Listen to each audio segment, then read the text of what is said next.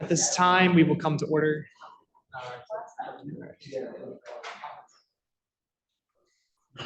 All right. I call the Senate to order at 7:44 p.m. Will the clerk please call the roll?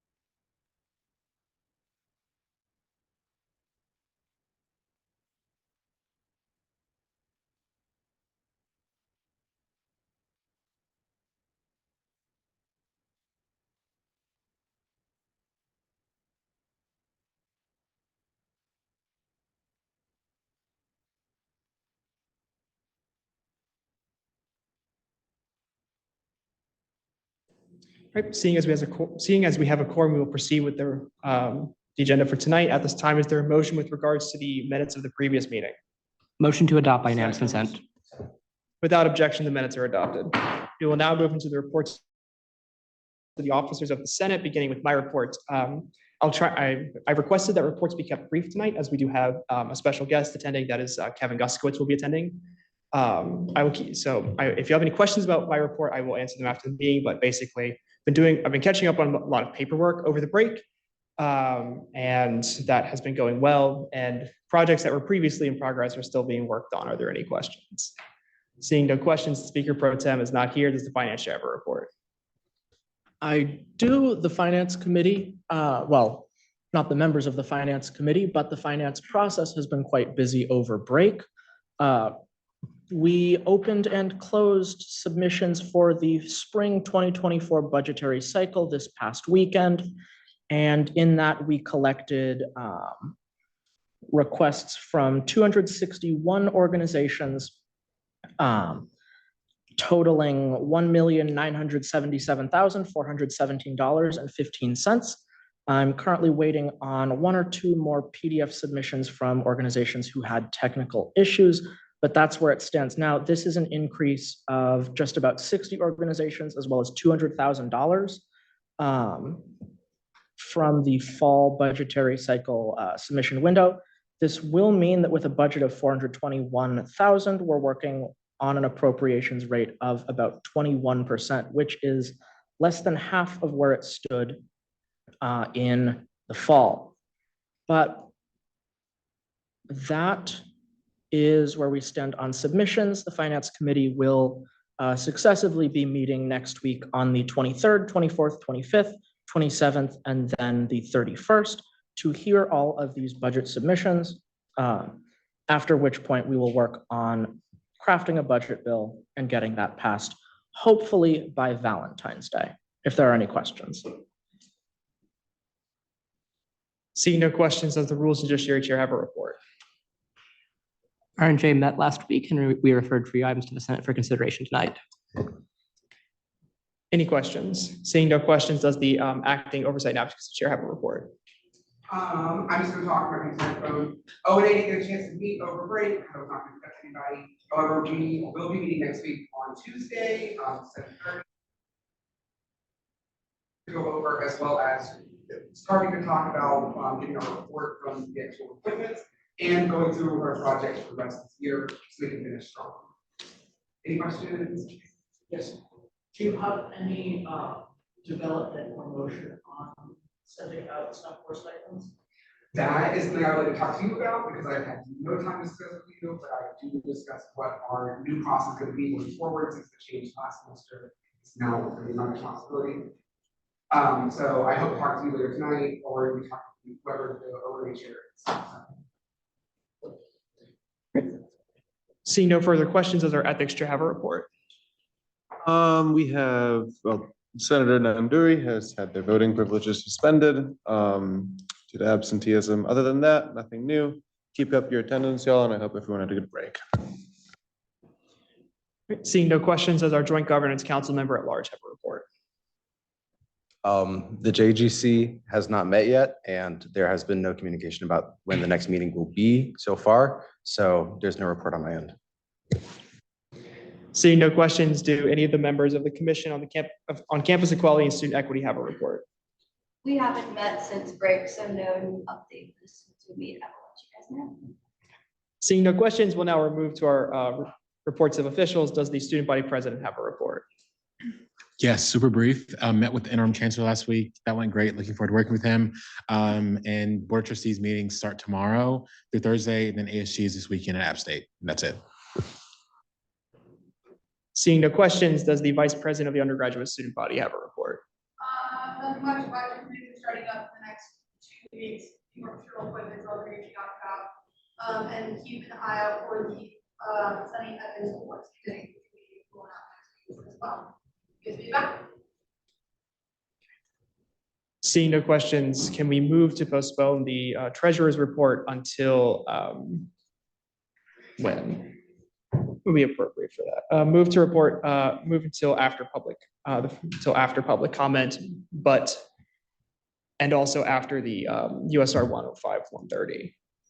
So moved. Without objection. We will now move to the report from the Chief of Staff of the undergraduate student body. Yeah, it's really great to see everyone. Just want to say what's up. I really don't have anything to say today. Are there any questions? Seeing no questions, we'll hear our report from the Director of State and External Affairs. Good evening. Just some updates from my office. We are planning for ACC Advocacy Days, working with FSU. That's our host school this year. Those will be February 4th through the 6th. My office as well. Unfortunately, Christopher Everett won't be coming with us. Maybe Christopher Williams. We'll see. I'll keep you all updated. Along with that, obviously, social host. For those of us that don't know and haven't looked at the legislation, do your job. But anyways, social host Andrew Gary's been working really hard with me on that, and that's been a big collaboration. So just a shout out to him on that.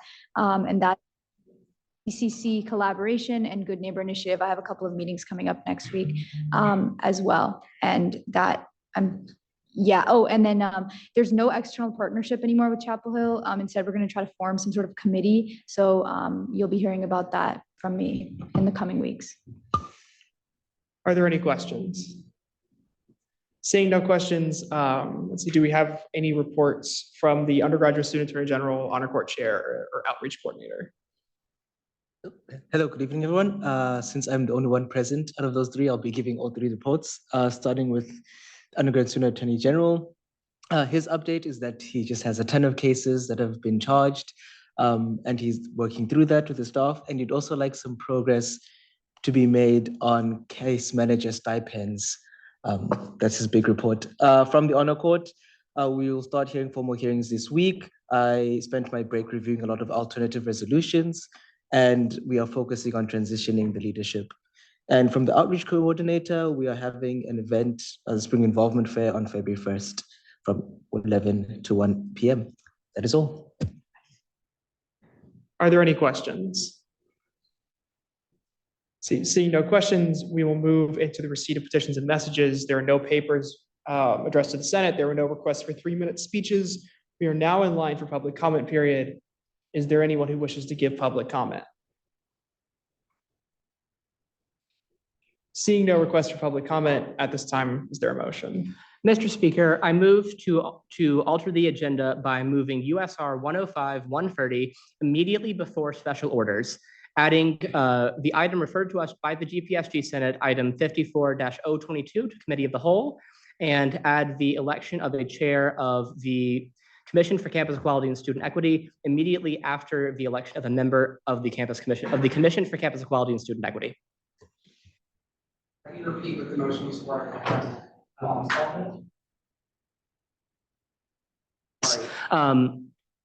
Move USR 105-130 immediately before special orders, add the item 54-022 referred to us by the GPSG Senate to the Committee of the Whole calendar, and add the election of a chair of the Commission for Campus Equality and Student Equity following the election of a member of the Commission for Campus Equality and Student Equity.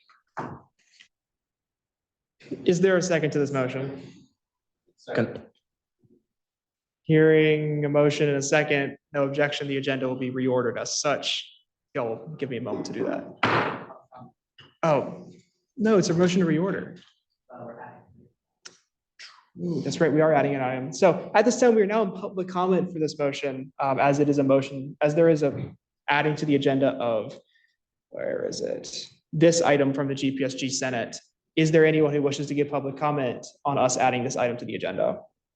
Seeing no requests for public comments.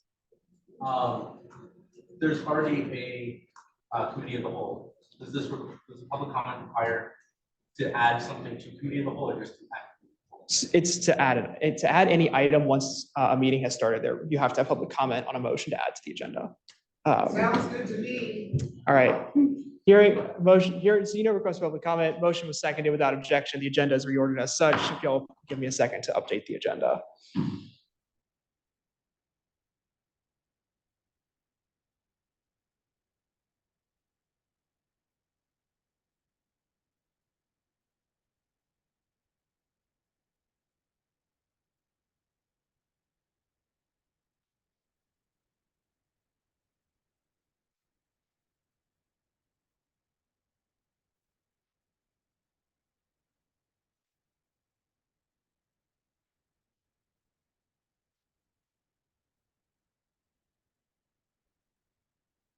Chair McClanahan, it was to reorder 130, add the election of a chair, add the item from the graduate senate. Was there anything else?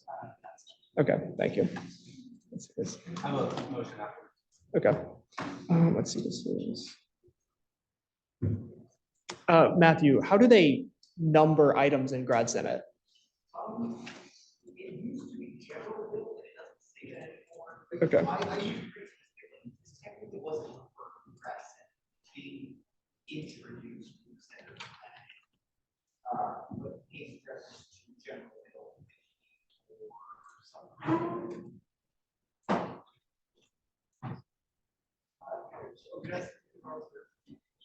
Yeah, you can come forward if you wish.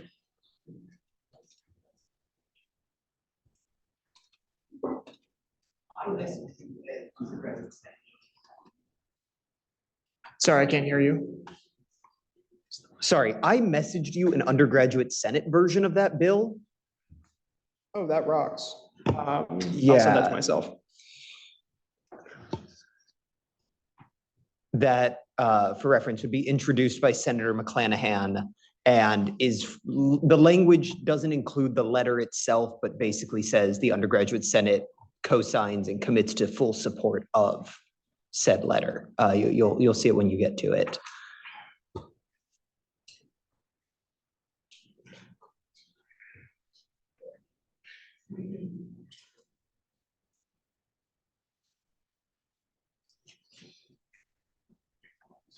All right. Senator Pollack, you have a motion? I move to discharge a resolution on the ascension of Frederick, Crown Prince of Denmark from the Oversight and Advocacy Committee. The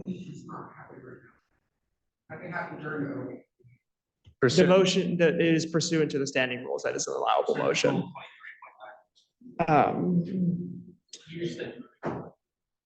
Yeah, could you please restate the motion? I move to discharge from committee a resolution on the ascension of Frederick, Crown Prince of Denmark from ONA. All right, let's see, pursuant to rule 23.9, the requisite numbers of senators did co-sign such a motion to me in advance of the meeting. Chair McClanahan, is there any additional procedure before we vote on this? This is a motion to add to the agenda, so we'll consider this last week's magic words. Okay, thank you. All right, is there any objection to this motion? If there is, we would postpone consideration. Yeah. Oh, objection. Okay. Could someone move to postpone consideration of this until after, or to, sorry, to table this motion? Thank you. All right.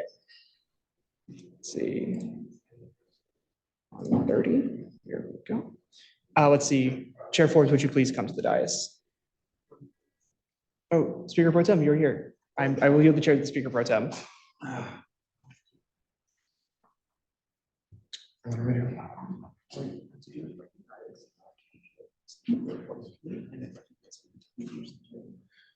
Alrighty,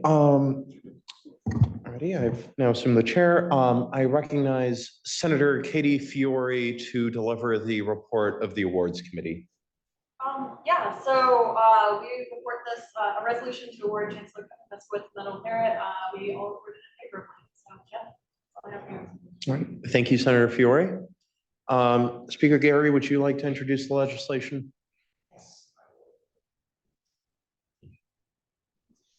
Let's see. Hello, everyone. Chancellor Guskowitz, thank you for attending. I hope you can hear us. I can, thanks. Can you hear me okay? Yes, we can. I'll just say briefly, if the Speaker Pro Tem could scroll through this quite lengthy resolution. I'll say when I heard the Chancellor Guskowitz was leaving this university, I was quite upset, given that he's been Chancellor the entire time that I've been here and has been an amazing leader of the University of North Carolina at Chapel Hill and has done so much for everyone in this room and for every undergraduate student on this campus. You'll see on the resolution on the screen, I don't think Chancellor Guskowitz, you can see this, but you will be getting a copy of it shortly. Just some of the things Chancellor Guskowitz has done for this university. As you can see, this resolution is 8 pages long. It is by no means comprehensive. I think I would I think we could all agree that Chancellor Guskowitz presided over a time in UNC's history that was certainly challenging. The COVID-19 pandemic, just at the beginning of his term, and just this past semester, a shooting on our campus. And Kevin Guskowitz, through his leadership, led this university through these struggles and honestly made me and I think others feel like this place was home to them.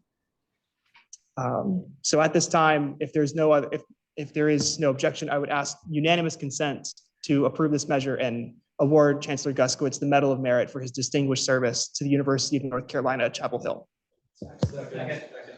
Without objection, the motion is agreed to.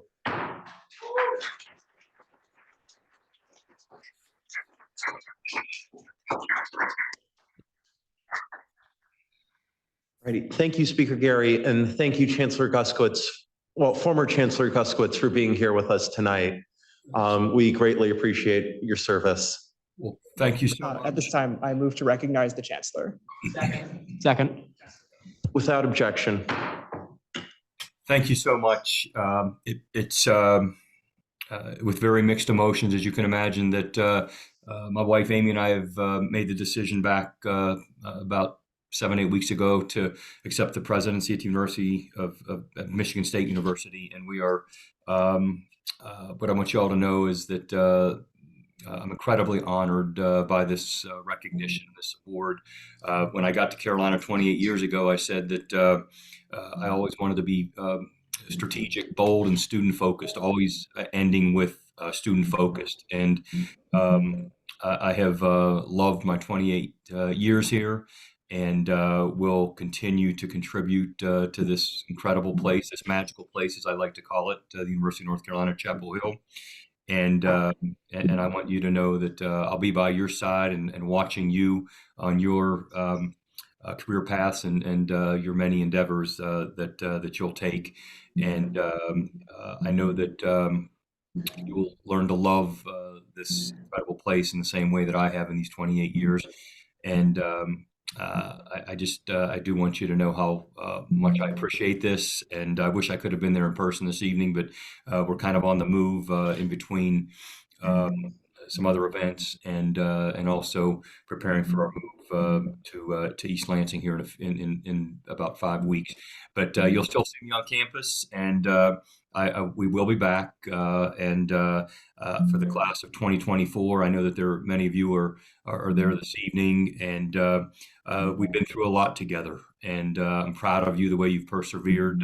Andrew just mentioned the working through the pandemic. That was just one of a number of challenges that we faced. But I'm a big believer in finding the opportunities on the other side of every challenge. You have done that, and I want to thank those of you that participate in student government and the Student Senate, because you help us be better administrators when you ask tough questions, when you challenge us to think about these issues through different lenses. And so I want you to know how much I've appreciated having you there by my side as I've had the incredible opportunity, the opportunity of a lifetime to lead UNC Chapel Hill for these past 5 years. So class of 2024, and I realize there are others in the room who will come after you, but you're stronger because of what you've persevered through. And I will be watching on May the 11th when you walk across the stadium there at Keenan Stadium to receive your degree from what is just an incredible university. And so, again, thank you. It means so much to me that you've honored me in this way. And as I ended my campus message on December the 8th, when I announced that I would be leaving, to be continued. So thank you.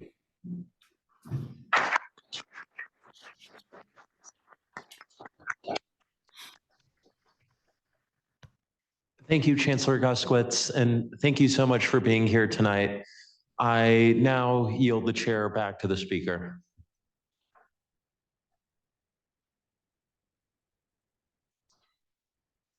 All right, thank you, Speaker Pro Tem, for presiding. Chancellor Guskowitz, thank you again for taking time out of your very busy day to come and be here to receive this award and for everything you've done to work with student government and students on this campus. I'm sure we'll communicate this afterwards, but this award does come with some physical representations. And I'm sure we'll find a way to send those to you over in East Lansing. Great. Thanks so much. I look forward to receiving it. All right. Thank you again for coming. And if everyone, another round of applause for Chancellor Guskowitz. Thank you. Thank you.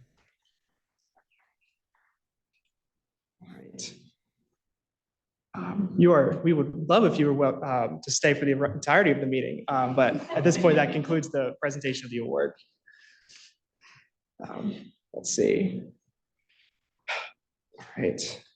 Thank you again, and we will now proceed with our next item of business, which is, I believe, special orders, the election of a member, twice, of a member of the Commission for, yes, Treasurer Grodsky? Oh, that's true, we did do that. Treasurer, I neglected to add to the agenda Treasurer Grodsky's report. Treasurer Grodsky, you are recognized for your report. Hi, all. I'll try to be as brief as is practicable. Two big items. I will start with an update on fee spending. We are currently, as of today, $242,629.03 have been spent out of Senate appropriations.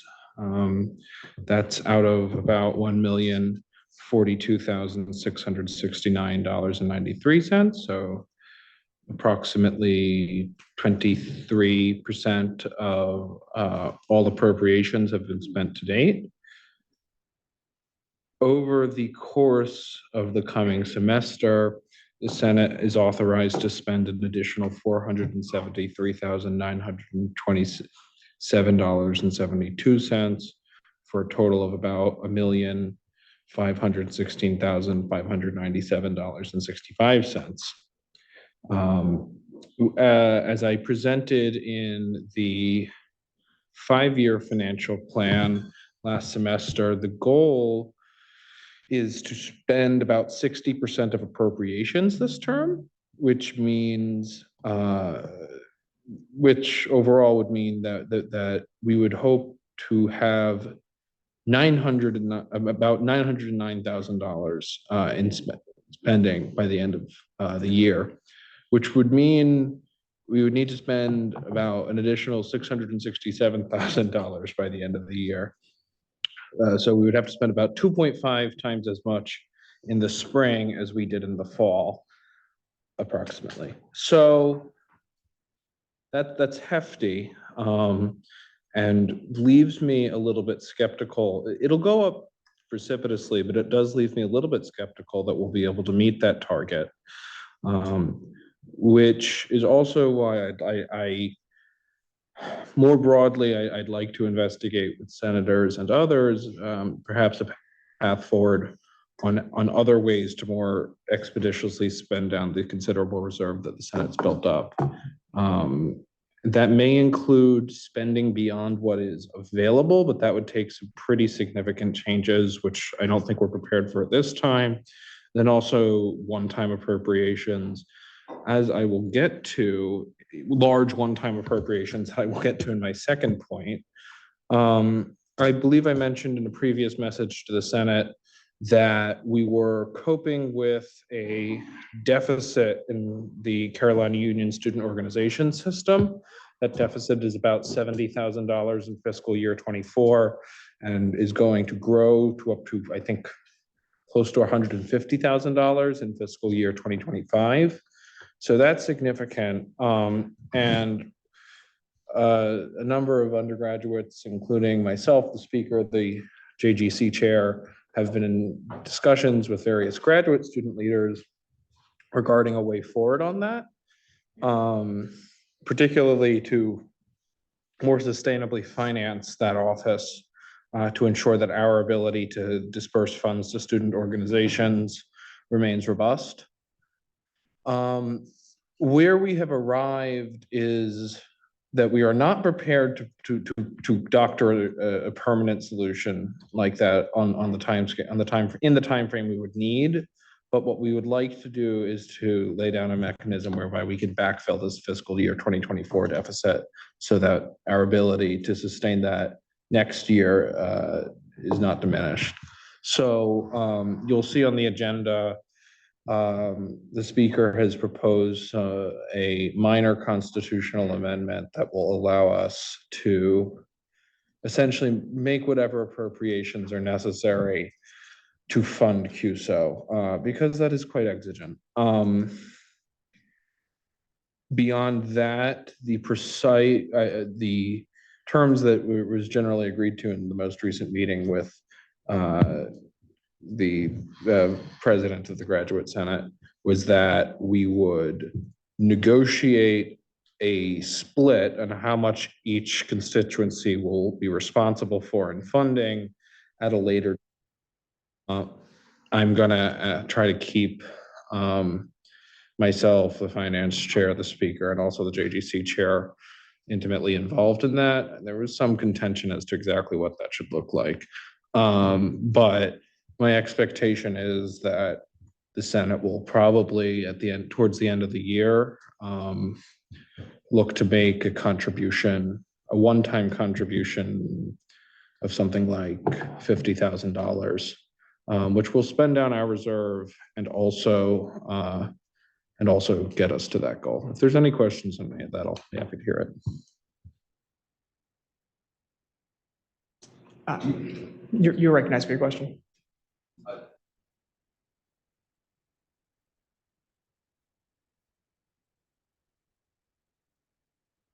I couldn't recommend anything at this time. I would want an additional year of data before making any changes. Like, it's very possible we get to 60%. You know, if I think in the last week, I think the last week of April, usually they process something like $400,000. So we could get pretty close easily. And we don't really know what it looks like under the current system. But what with my concern that that's not necessarily our current trajectory, I'm not confident in that. I think one of the goals I would like is that as the Senate looks to transition out, as I look to transition out, that there possibly be some policy ideas on the table for the next term to think about how we can spend more expeditiously. I would be incredibly reluctant to endorse, I think, the most radical proposal, which would be, you know, appropriations reserves in excess of the general reserve.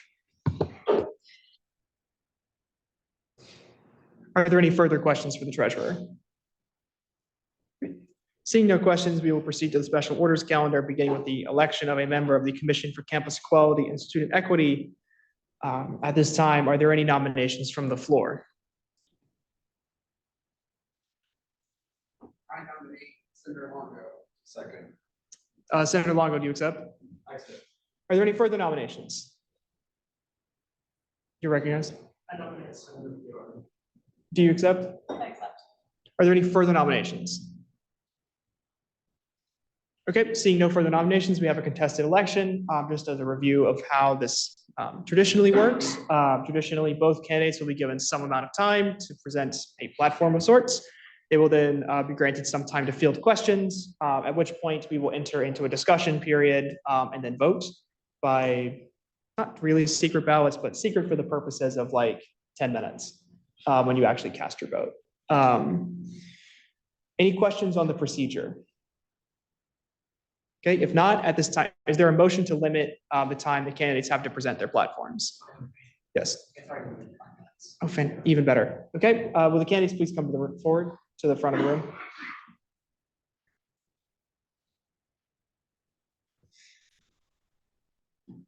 Let's see. Unless the standing rules prescribe otherwise, we will proceed in reverse order of nomination. So Senator Fiore, you're recognized for 5 minutes. Wait before, so I can set a timer.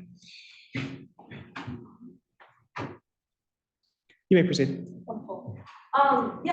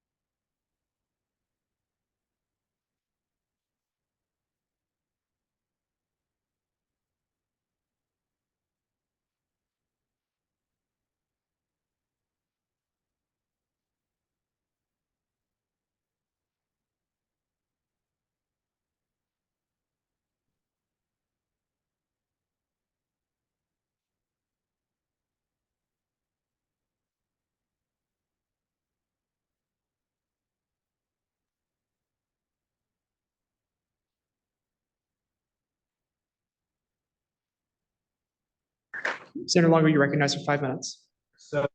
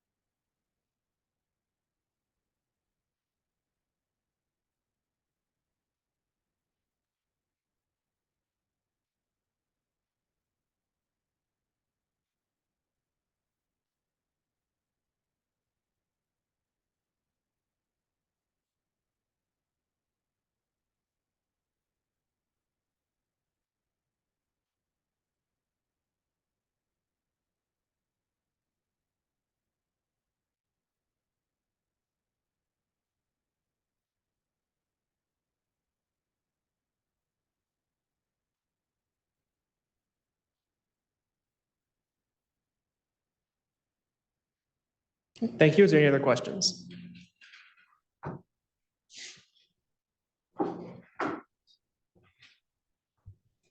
Okay, seeing no questions, we will move into closed discussion.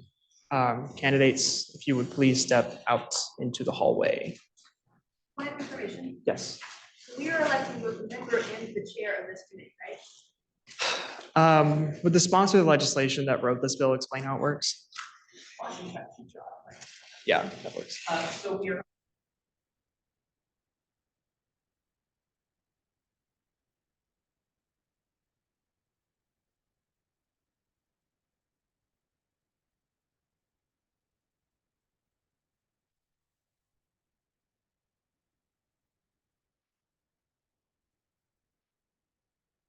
That would be Joshua Alexander and Lauren Lang.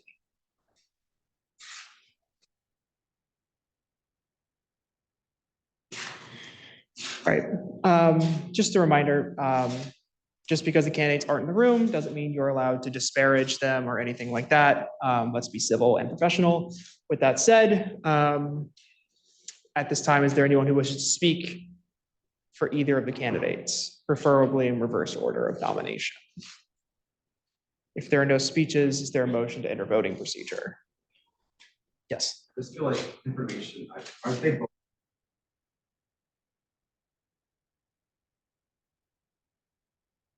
I don't have that information, unfortunately. Senator Fiore was elected this election.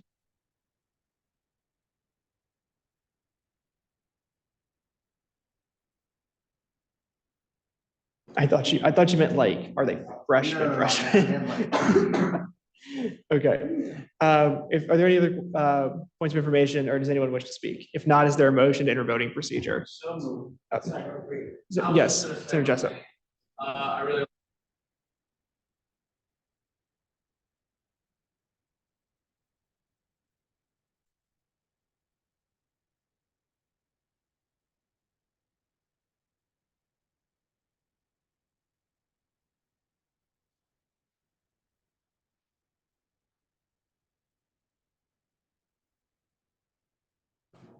Any further speeches? I Senator would also Manning. like to add that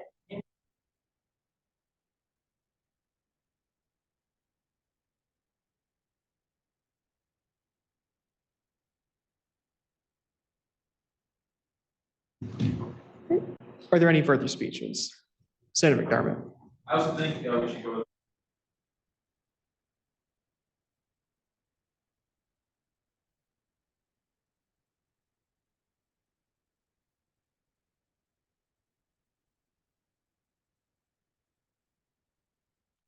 Are there any further speeches?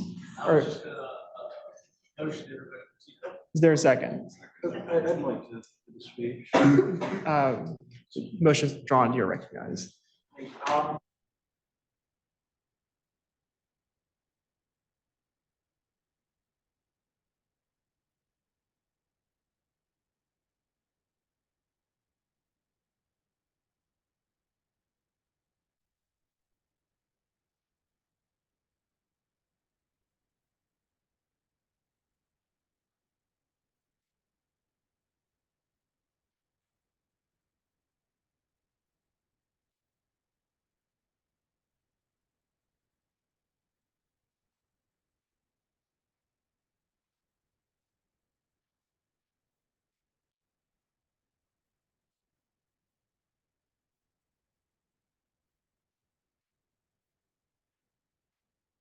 Are there any further speeches or is there a motion or voting procedure?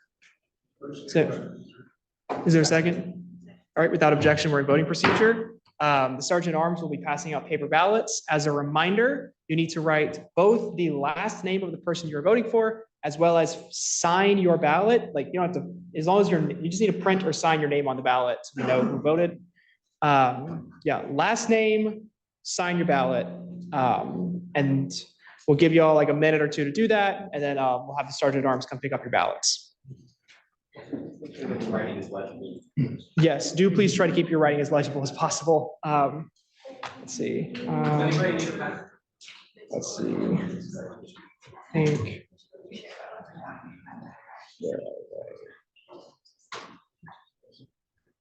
Okay.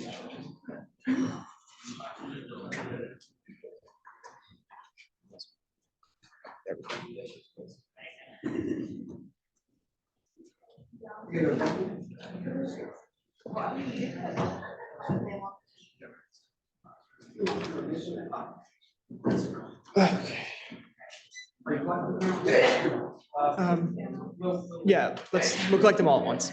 Yeah. Let me know if. Should we just all pass at the center? Maddox will just come around and grab them in a second. Let me know if people know to mention it. Yeah. So they have the ballots? They have the ballots?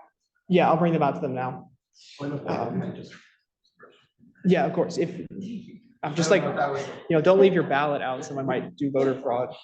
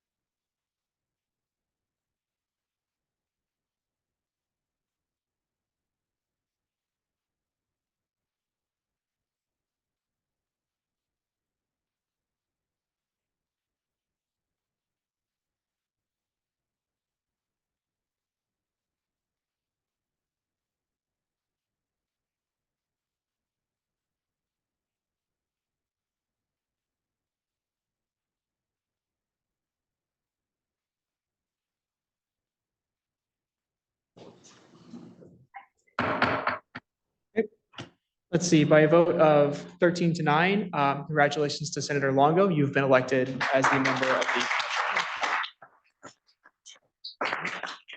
Okay, we are now in line for the election of the chair of the commission of the Commission for Campus Equality and Student Equity. Per the code, the three candidates for this are Senator Longo, Senator Langley, and Senator Alexander.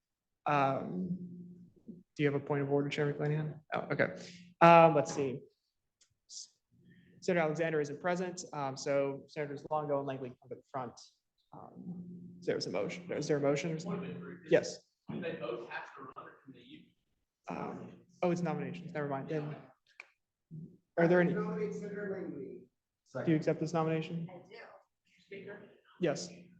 Senator Alexander has expressed interest in the office.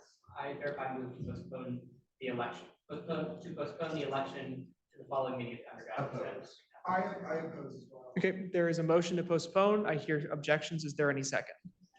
There is a motion, a second, objection. My understanding is per the standing rules to postpone an election requires a 2/3 vote. That is for officers of the Senate. It's not. The members are, but the chair, but the chair is not. Okay. All right. There's a motion second to postpone the election of the chair to the next meeting. As you've heard, it only takes a majority to do so. We will proceed to a roll call vote. If the clerks could please take the roll. Can I make a point of information? Yes. Chairman Clinton. Hold on. It Was is, you that wanted, was this on the agenda for you motion to have the chair on the agenda? So hold on. We want to put it on there just to postpone it for some reason. That's not on that, that's just. I just want to make sure that's clear. We want to add it on the agenda to resuspend it before we vote on it.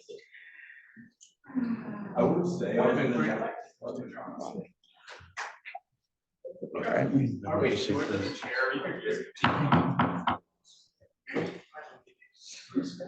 would you like me to review the rules? Okay. Yes, Senator Longo. As a member of the commission, I was going to nominate Senator Langley myself. It's not relevant to the issue. There's a motion to postpone to the next meeting. There was a second objection on the motion. We will proceed to a roll call vote. Will the clerk please take the roll? Just for clarification, a yes means you are voting to postpone to the next meeting. A no means you are voting to do it now. Please. Hogan? Yes. Hendricks? No.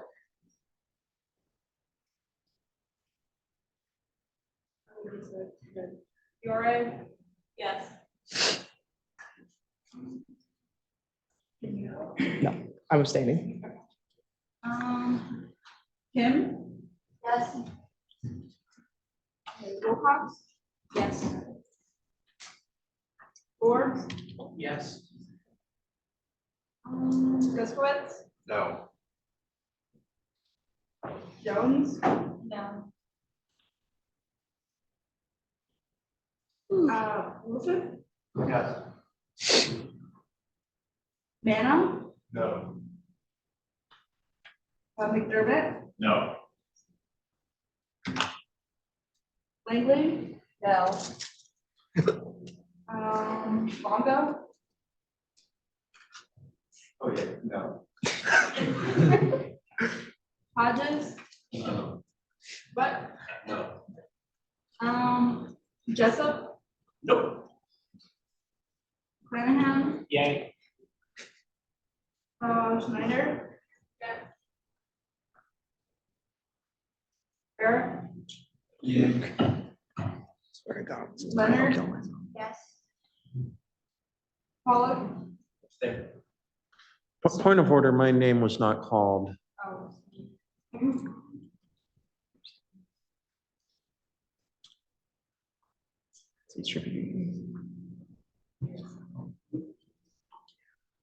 You were late, that's why. I vote aye in the affirmative. Okay, let's see. And I believe Senator Talini was not recognized. How do you cast your vote? Yeah. No. Please don't be tied. Okay, let's see. By a vote of 11 to 10, the item is postponed to the next meeting. All right, we are now in line for the next item, which is the election of the Oversight and Advocacy Committee Chair. At this time, are there any nominations from the floor? Senator Jessup, I'll nominate, acting chair. do you accept? Yes. Are there any further nominations? Senator Wilcox, I nominate Senator Collins. do you accept? Are there any further nominations? Seeing no further nominations, would the candidate please come to the front? Without objection, the floor is closed to nominations. Let's see. All right, all speeches will be given in reverse order. Senator Pollock, you have 5 minutes. Thank you. Oh, and Amy.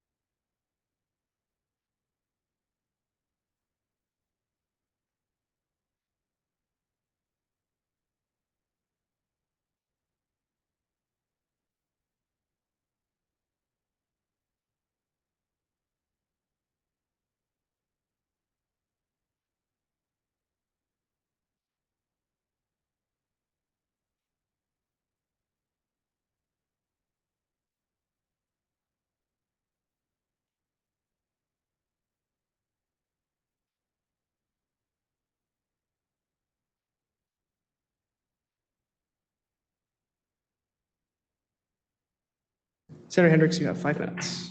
All right. Hi, everybody.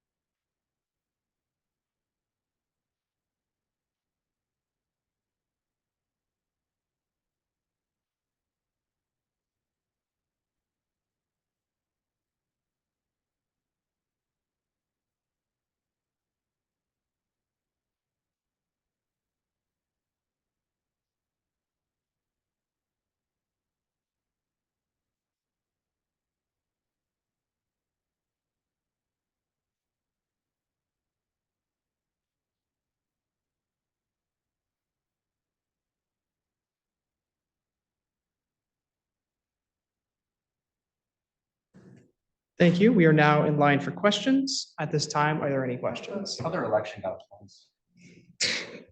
Well, it seems like y'all aren't as popular. Senator Fiore, you recognized for your question.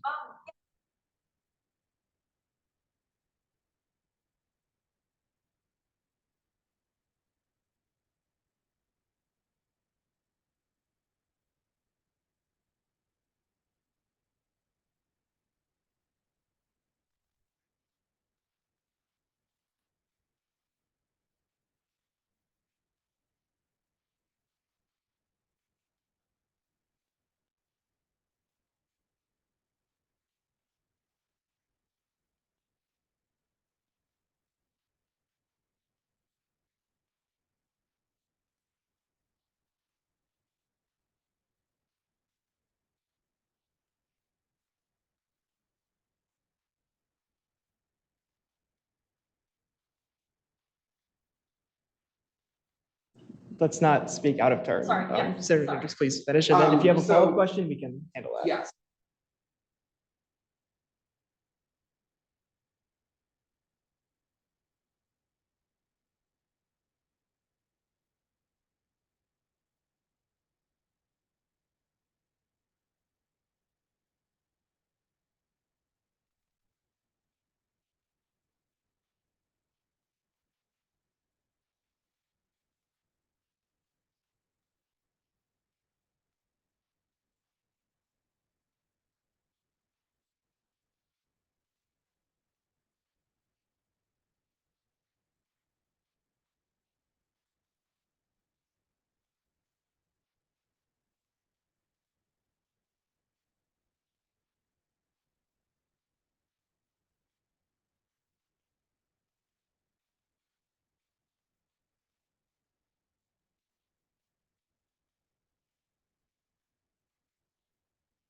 Senator Pollack, I think you requested to also answer this question. There is 2:54 on the clock. Thank you. I'd like to just say.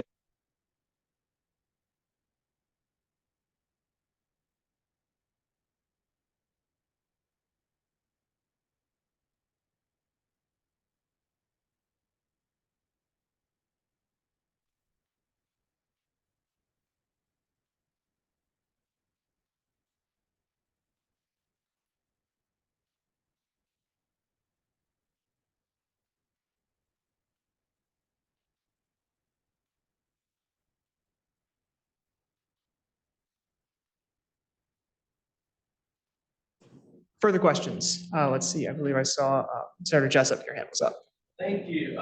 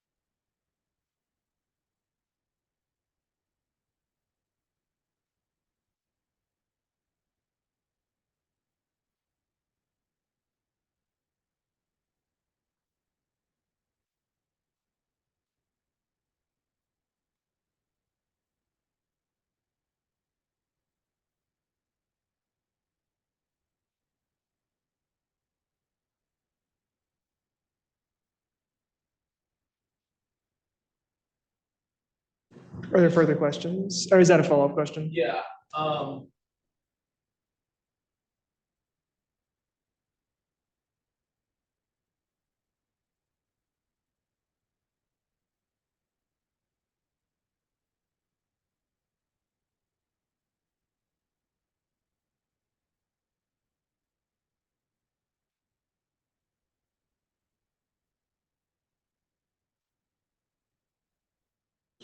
that was very important work to me, and unfortunately, I could not make the O&A meeting as I was dealing with Russia issues for this week.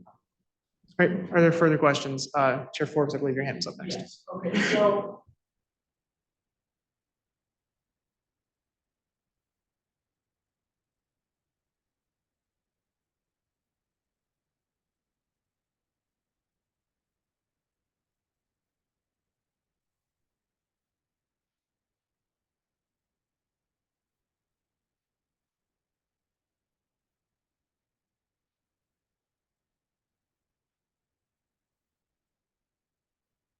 Since Senator Pollock spoke last, Senator Henderson, speak. I'm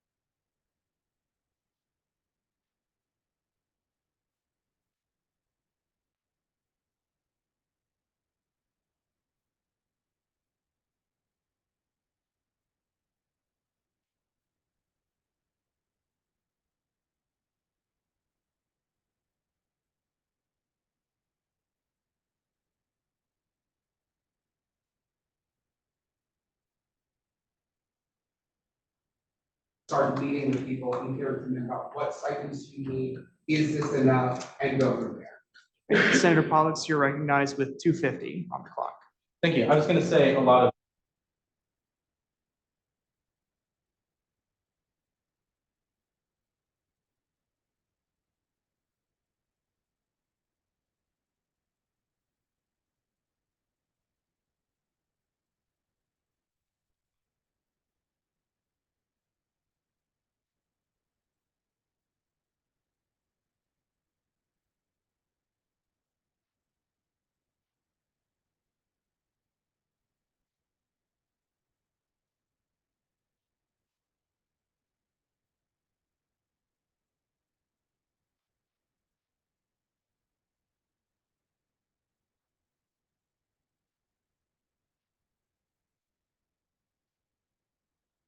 Okay, are there further questions? Let's see, Speaker Pro Tem, you had your hand up. Well, I just want to thank Senator Jessup for bringing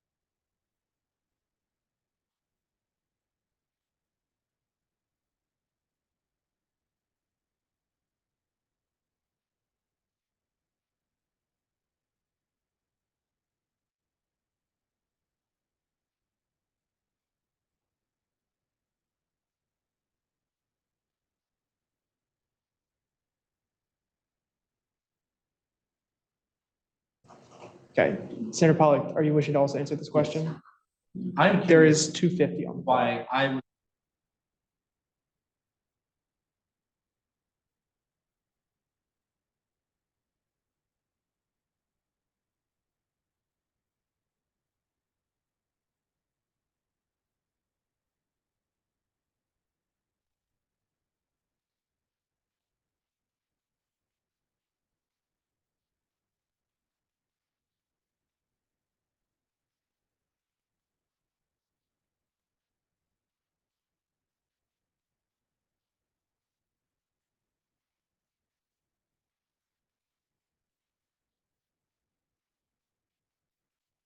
Are there further questions? What was that question?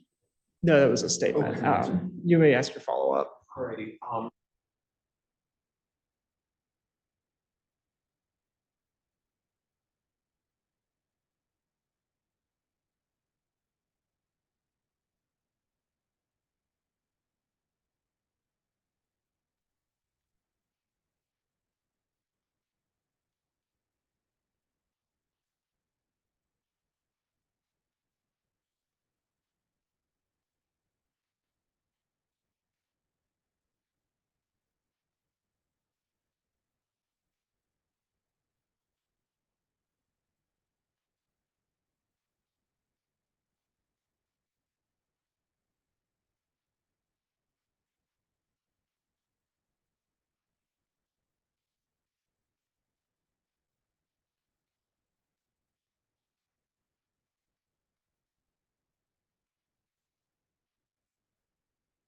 Are there further questions? Let's see, I believe Chair Baruch, I saw your hand up first last round. This is honestly less of a question, it was just a point.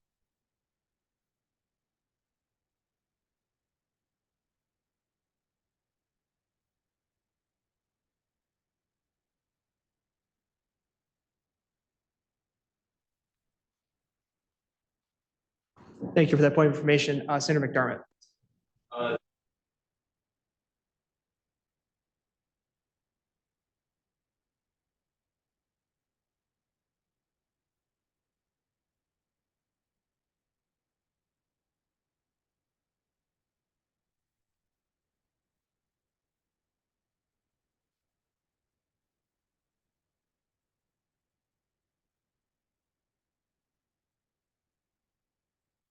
Senator Jessup, I believe I saw your hand.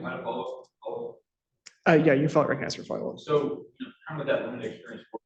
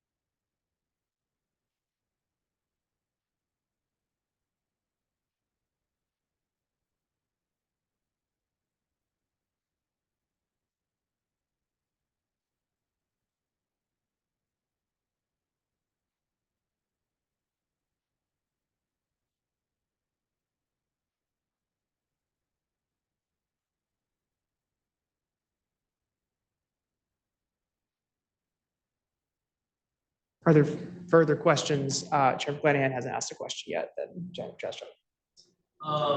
Quick question, when did you submit your bills to the,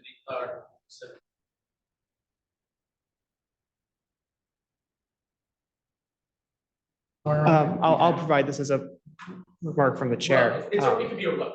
Yeah, so let's see, I believe I received the legislation, what, a few days before classes began, I think.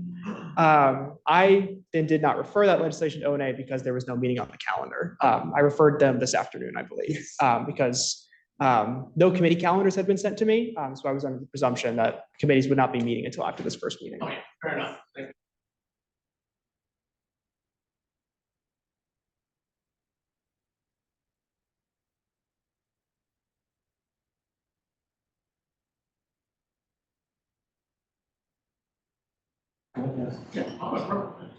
Chair McClanahan? So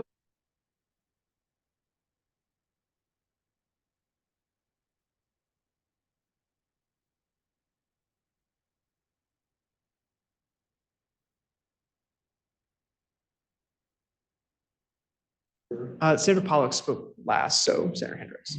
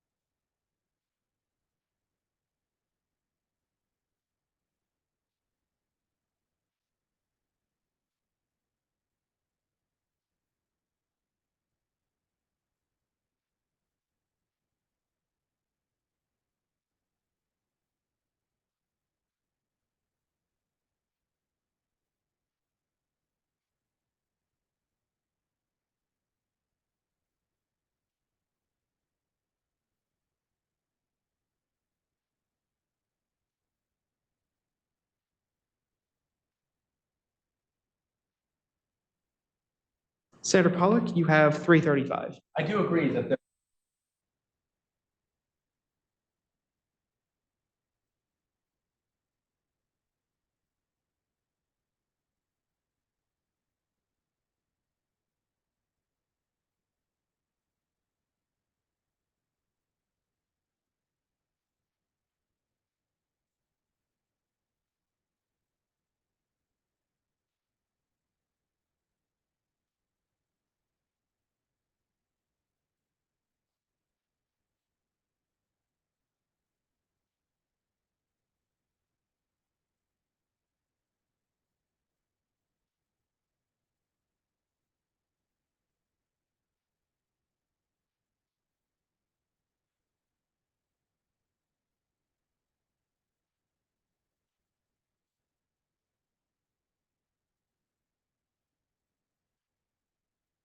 Are there any further questions?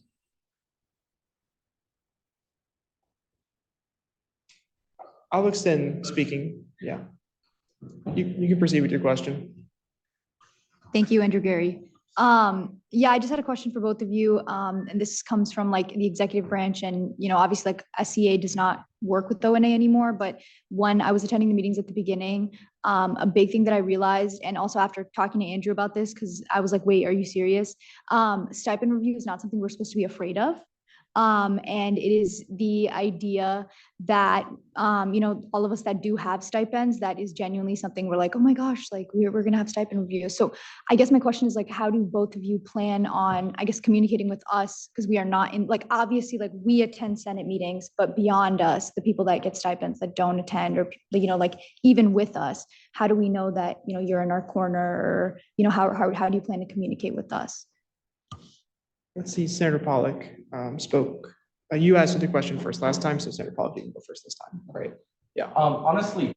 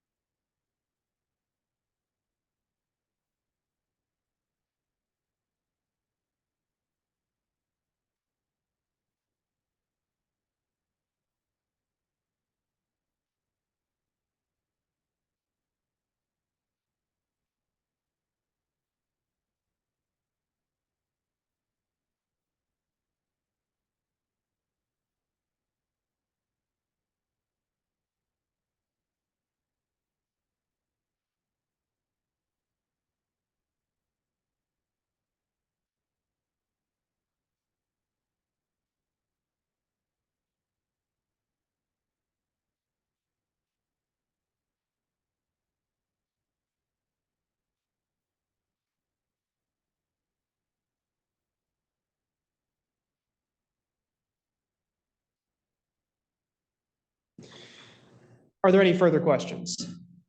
Let's see, Chair Forbes, and then go.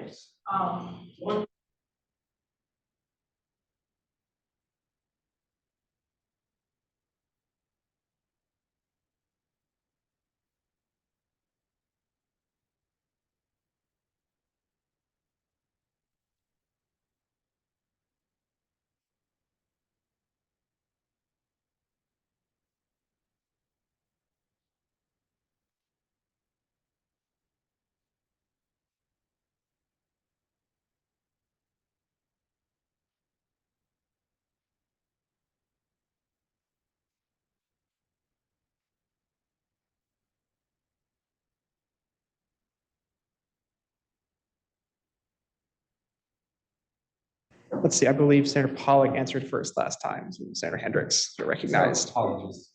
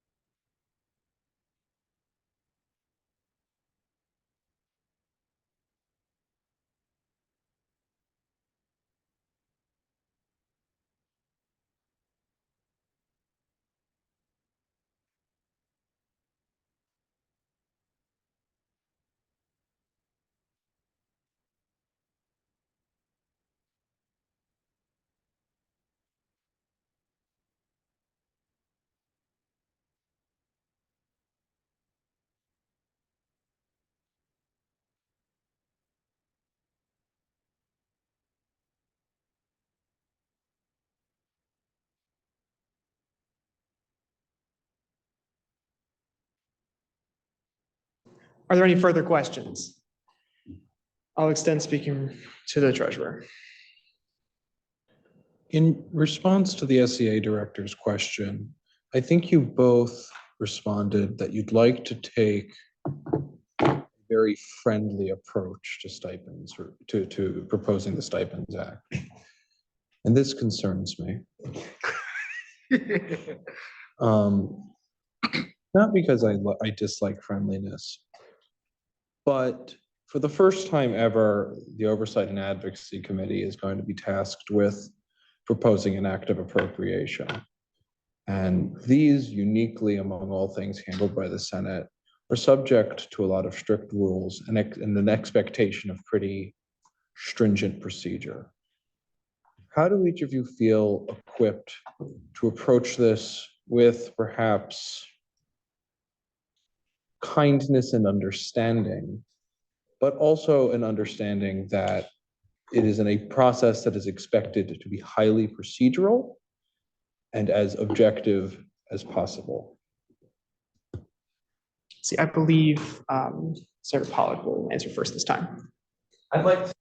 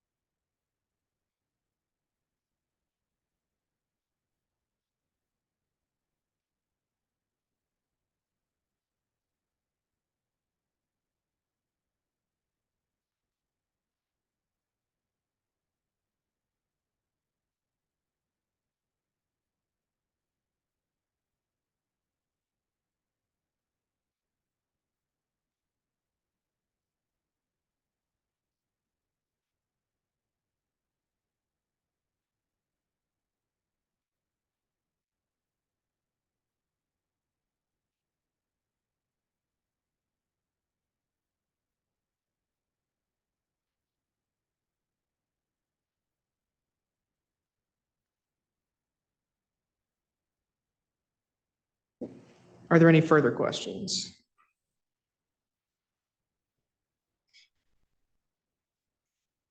Any further questions? Right, seeing no further questions, we'll now move into discussion. If candidates could please go to the lobby area.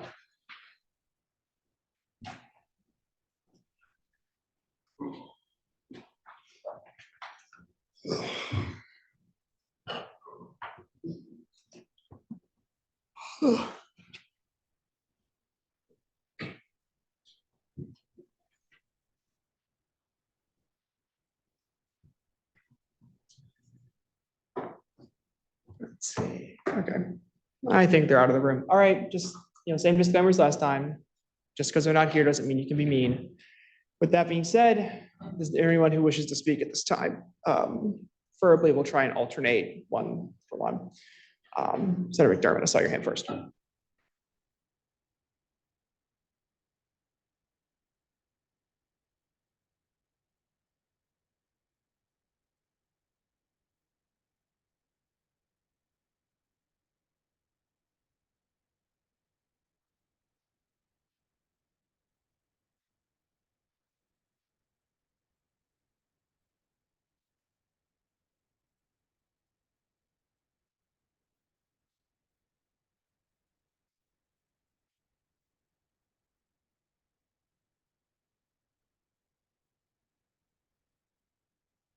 At this time, I move to strike Damon Grant's comments about me from the record. Second. Without objection, the comment is struck from the record. Are there any further speeches? Speaker Pro Tem, I saw your hand first.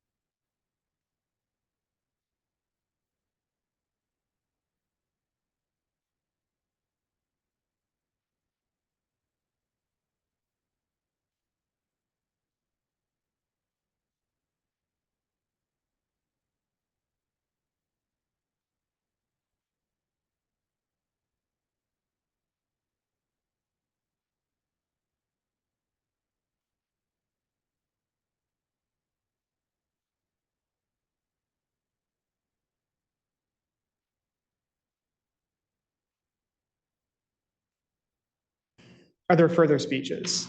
Let's see, I believe I saw Senator Guskowitz's hand first.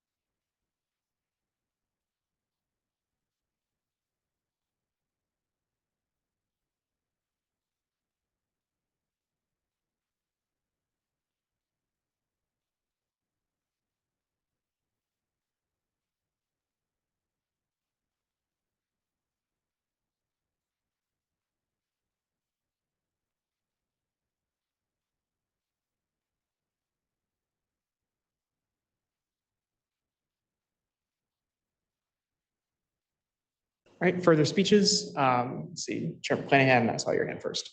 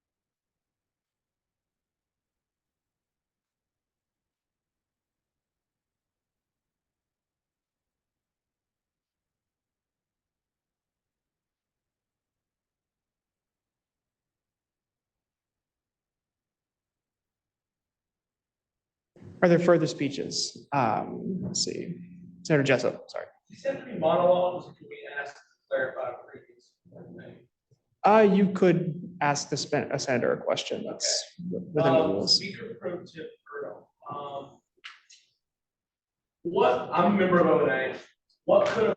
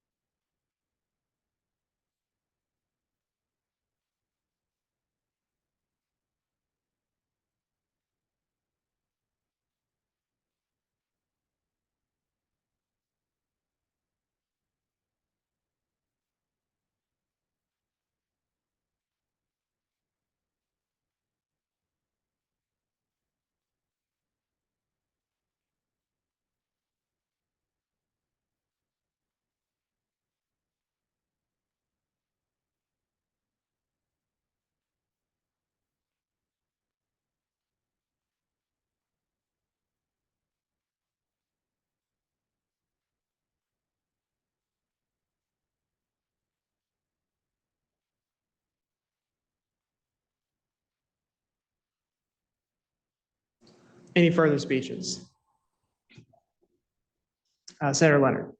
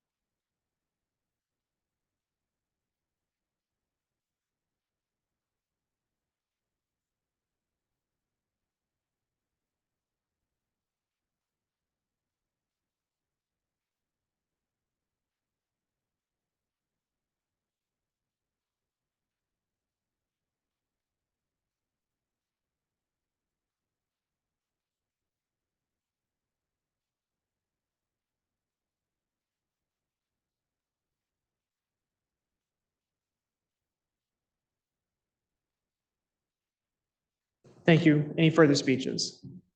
Let's see, who hasn't spoken? Chair Baruch, you haven't spoken yet.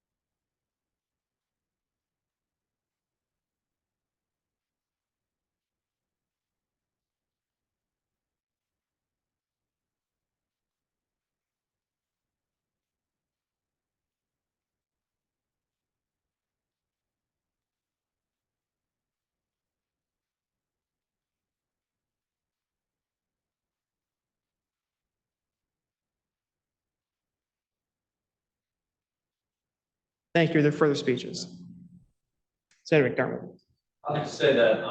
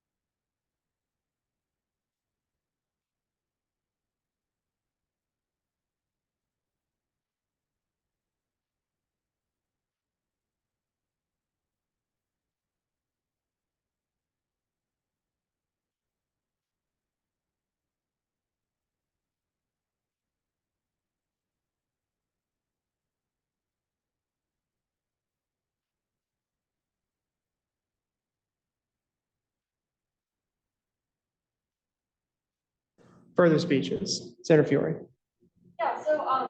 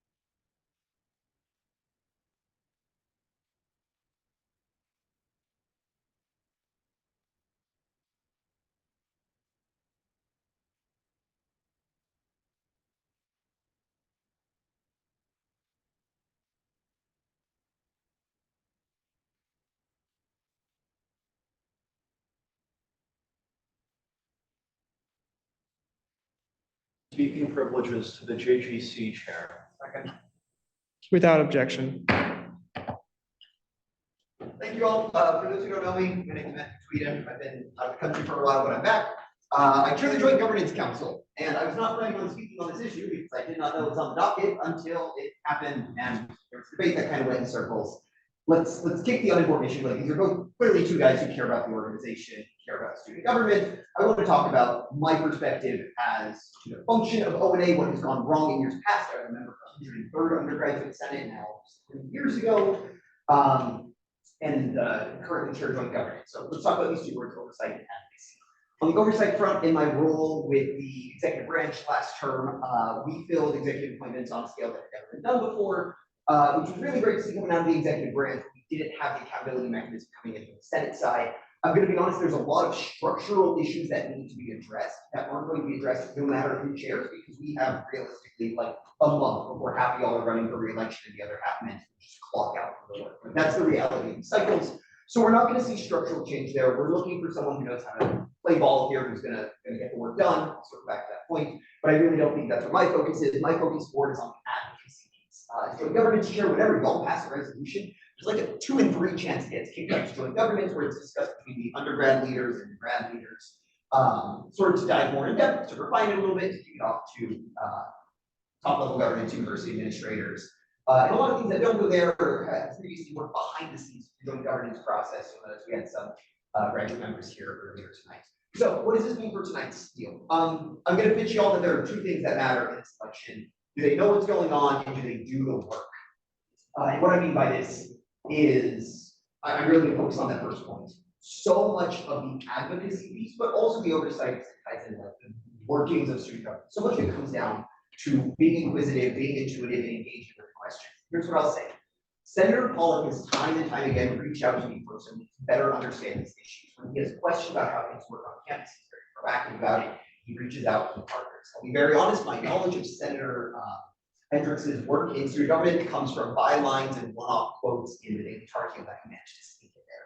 I want to give a lot of credit to Senator Hendricks to Senator Pollock, being very intuitive in his understanding of these issues and really committed to understanding the scale of university governance. And I think that really does matter. Second, I would say, I haven't worked in abundance with the guy, but a little bit that I have, he really does put in the work. He puts in the effort to learn, but he also puts in the administrative logistic piece. I've seen this. I'm not active in SIRA, but I'm adjacent SIRA, and I see the scale of what he gets from those conferences. I think I'm present for them. But he is a guy who is able and willing to sit down and get through work. So when we talk about the things that need to get done this term and the attributes that go into that, I'm going to be really honest. I would highly encourage you to vote for Senator Pollock. This is just my perspective as the Senate has been from weeks gone by.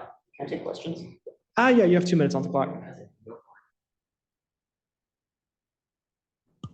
Hey, I just wanted you to clarify. First of all, you know how to command a room, don't you? Don't you? In your little quarter zip. But they're very in right now, my only question is, I'm just a little confused, and it may be because I've had 1 hour sleep in 48 hours, but what, if there's gonna be no institutional change, and you mentioned that there should be like remaining of like whatever's going on already, I guess like from the executive, my own perspective of like stipend review and, about to get tracked down, hunted down to answer for what I've been doing, talking to Andrew Gary mostly, but what is that? Can you like flow that? I didn't understand.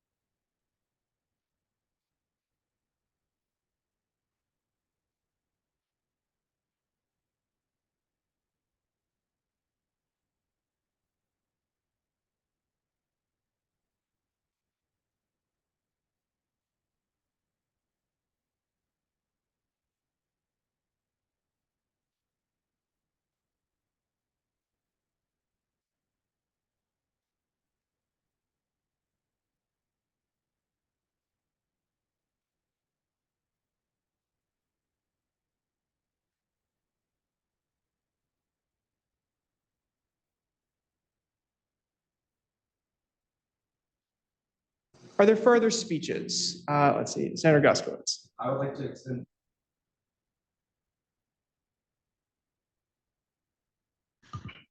Without objection, you're recognized. Thank you, Andrew Gary. TBH, I'm only speaking because I hope that obviously I know Andrew's not gonna hate me after this. Also, I don't know anyone else here.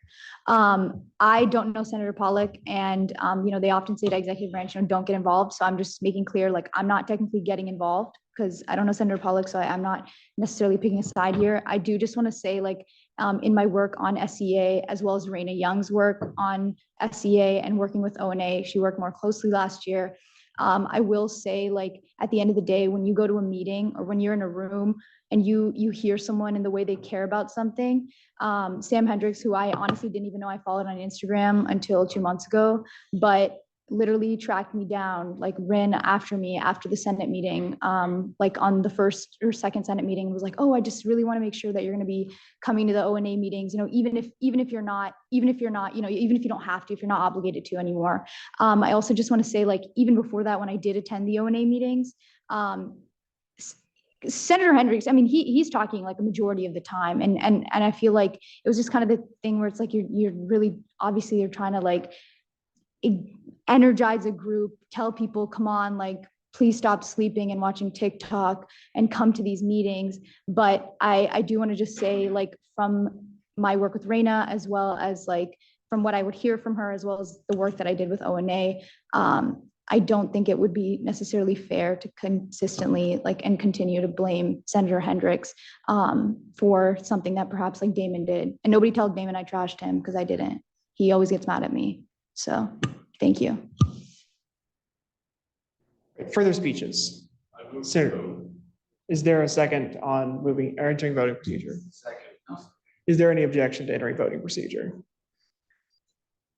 right, seeing no objection, we are now in voting procedure. As a reminder, on the paper ballot, write the last name of the person you're voting for, as well as sign the ballot. Please make those as legible as you can. We'll come around and pick those up in a couple of minutes.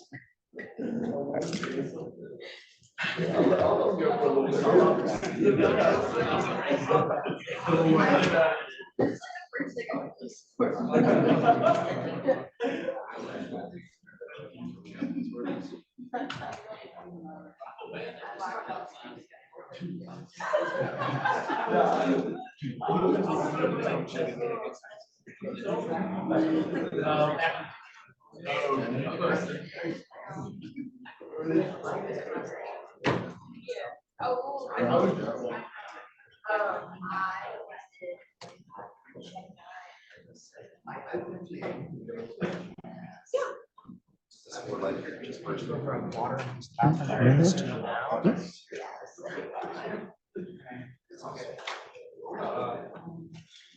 Read this out and get one, please. Oh, yeah. Oh, yes. That's one of those. But it's gonna be.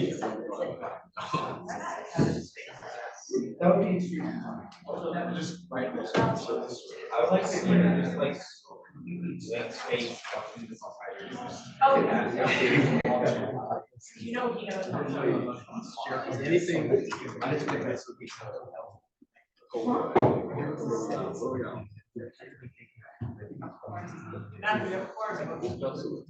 To put it in the record. I think it's important that it's recorded. I was a former vice chair and selected YouTube mental health. That is very important.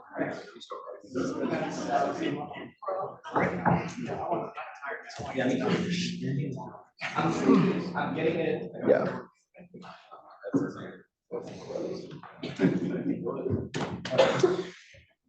All right. Then we gotta do a committee thing and we have to do 5 pieces of legislation.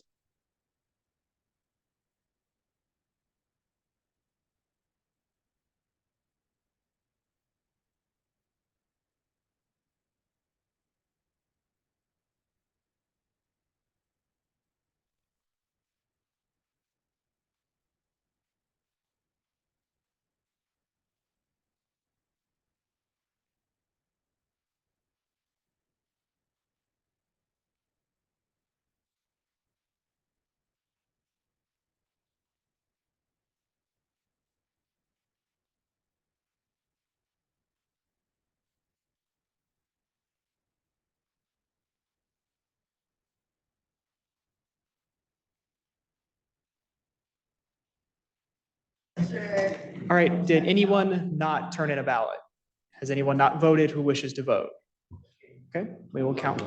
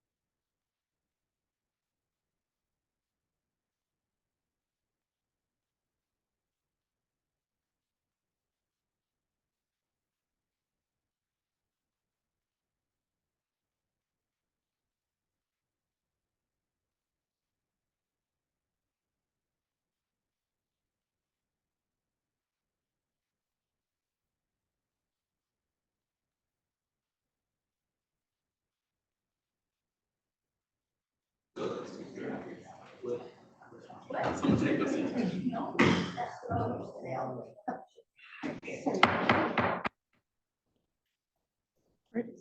a vote of 11 to 10, congratulations, Senator Pollock.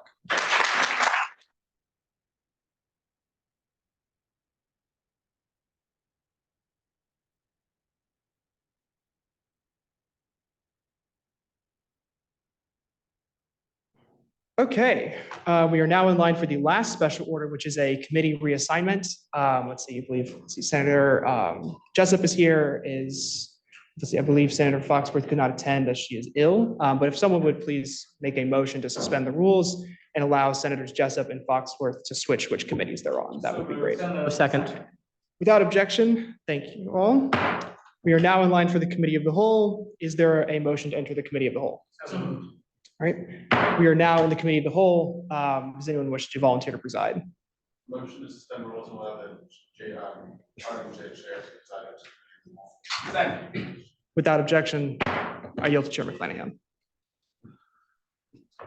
Point of inquiry, this type of link to the resolution for graduate and professional student representation. I haven't had a chance to add it into the drive yet, but I'll send it to the listserv. That way everyone should be able to access it.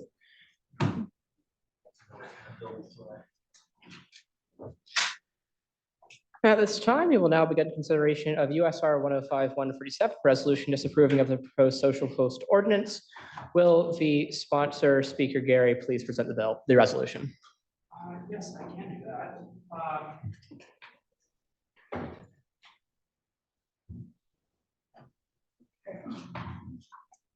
Okay, I'll go.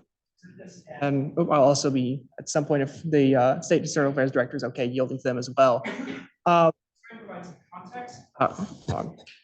When I first joined, or my second year of student government, I was appointed to the position of Deputy Director for Local Relations. I think my title changed like 5 times that year. But point being, one of the things I was invited to was the Campus and Community Coalition, which is a partnership with the university, town officials, student groups, all kinds of people, whose principal aim is to like address excessive drinking, but like they do a lot of things. And one of those things is they have a working group that's been working for a decade now, I believe, on a proposed what they call social host ordinance.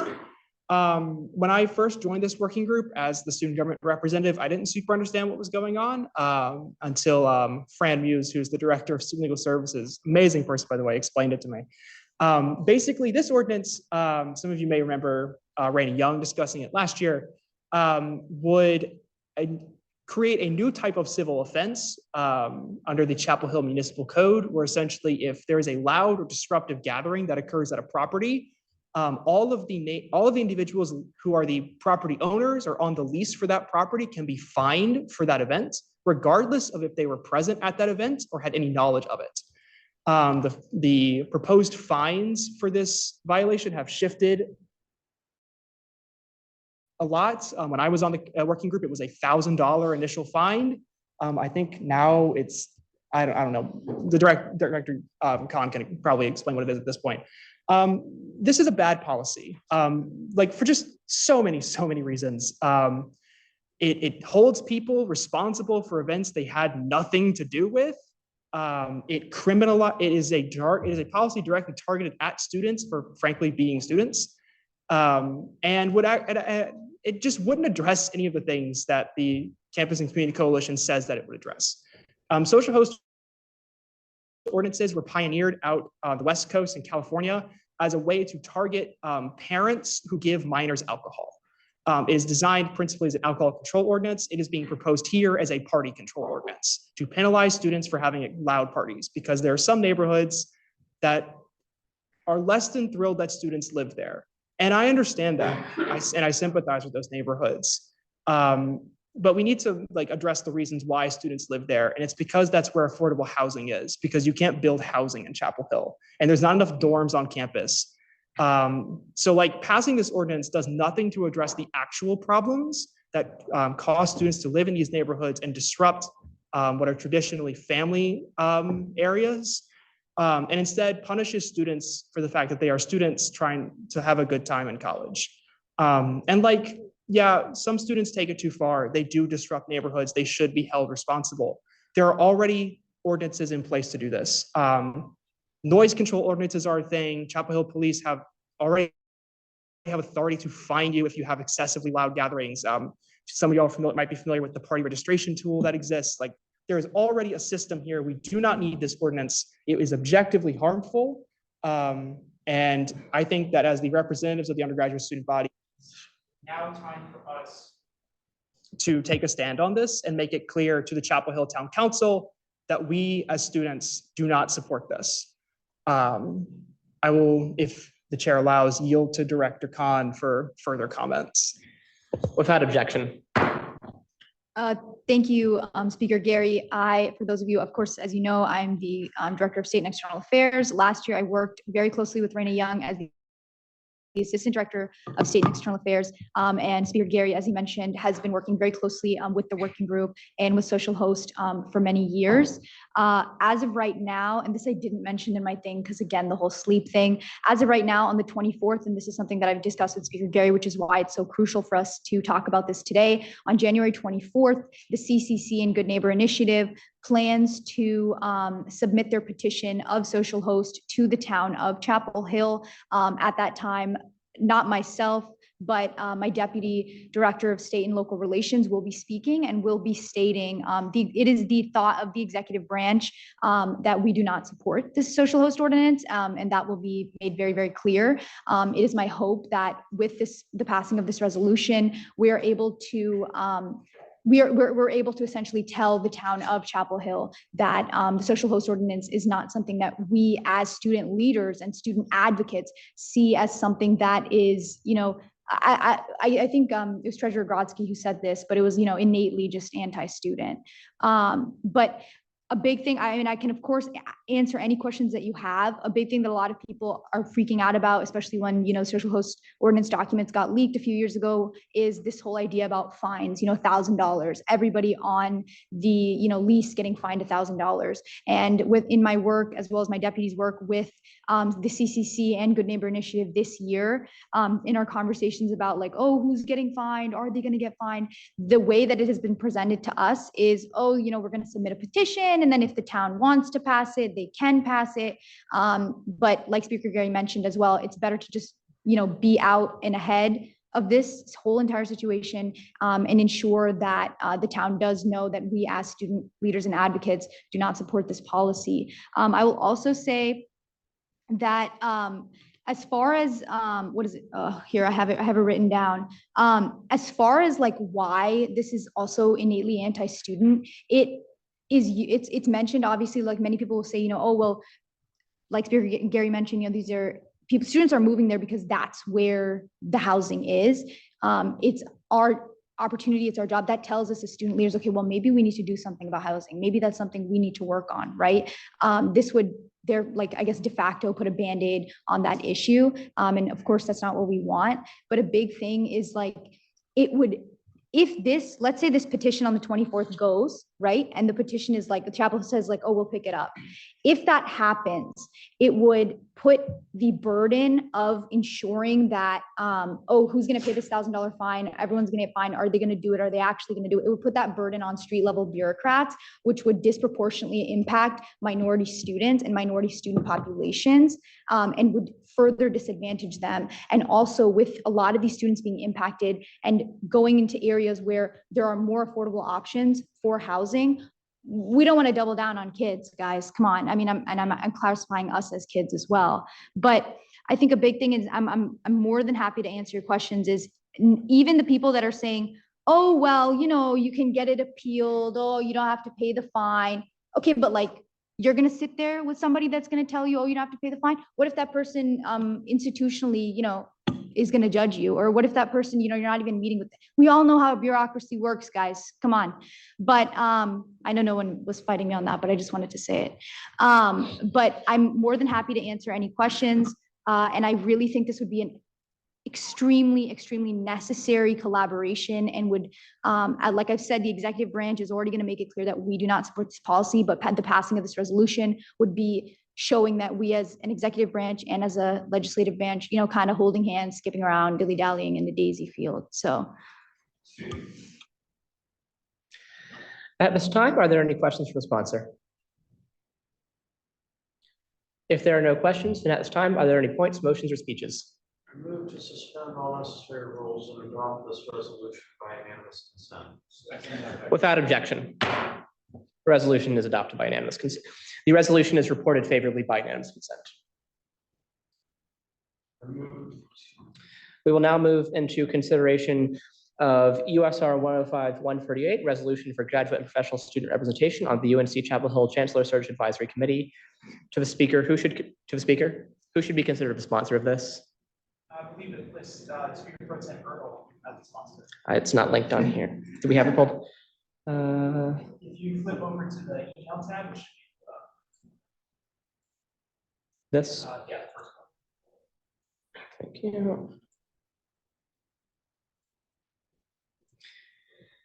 At this time, a sponsor is recognized. Can you go back up again? Which one is this? Okay, resolution. Yeah. Hey, Dennis. Obviously, we definitely need input on, selecting the new chancellor. This is a great piece of legislation. Everyone should support it.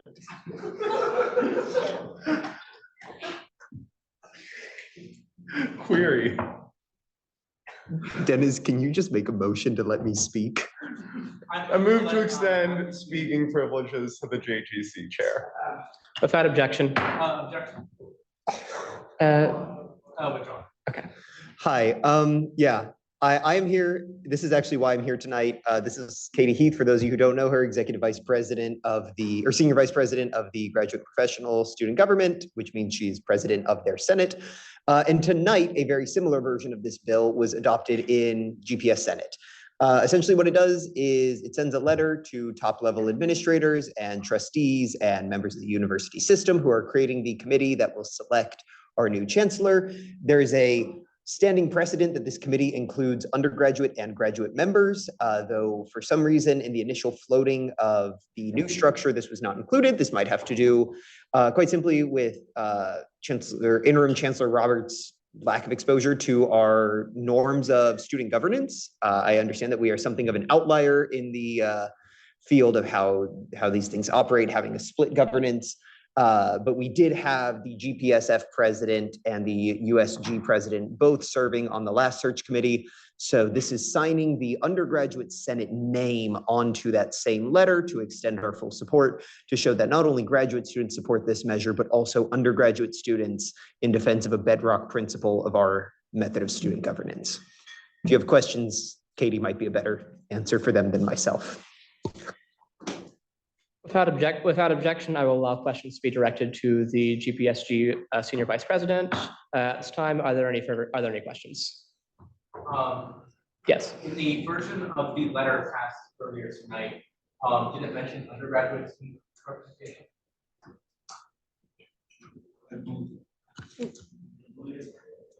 I could read it over again to be 100% sure, because I also received this today, but I will say, I think the understanding is that it was assumed that an undergraduate representative was already going to be on this committee. And so the concern is that there is not, in addition to that, a graduate student representative.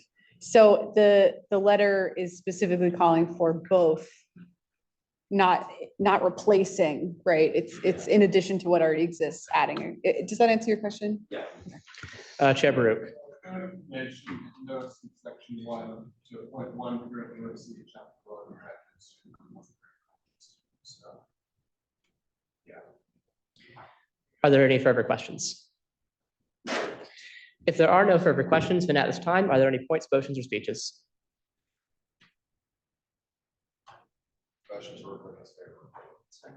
Without objection, the resolution is reported favorably. At this time, having exhausted the agenda for the Committee of the Whole, without objection, the Committee of the Whole rises and reports.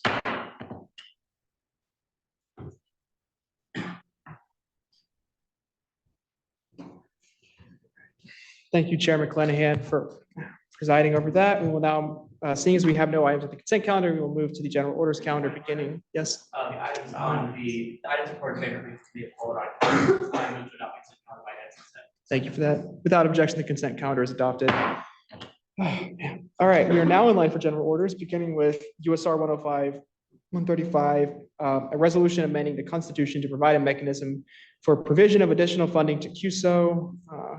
Here we go. Seeing as I introduced this item of legislation, I will yield to the Speaker Pro Tem. All righty.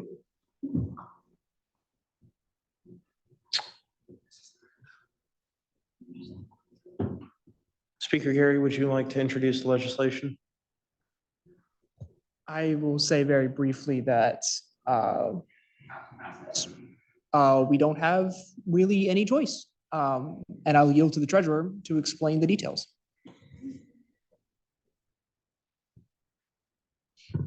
Yeah, so this is just pursuant to the scheme with CUSO funding that I believe I referenced in my report earlier. This will not result in any appropriation of funds, but in terms of our action plan for working with graduate and professional student government to backfill the current CUSO deficit. It would not currently be allowable under the text of Article 6 of the undergraduate constitution, which is why I have asked the Senate to amend the Constitution, or at least put to the student body the question of amending the Constitution to just permit, as appropriate, as necessary and proper, the appropriation of funds to the student government institution, to the financial institution housing student government funds. And then that will procedurally clear us to make the adjustments that are, to make the appropriations that are necessary. Happy to answer any questions on this. Yeah. Are there any questions for the treasurer? Seeing none, is there we're now in discussion. Speaker Gary?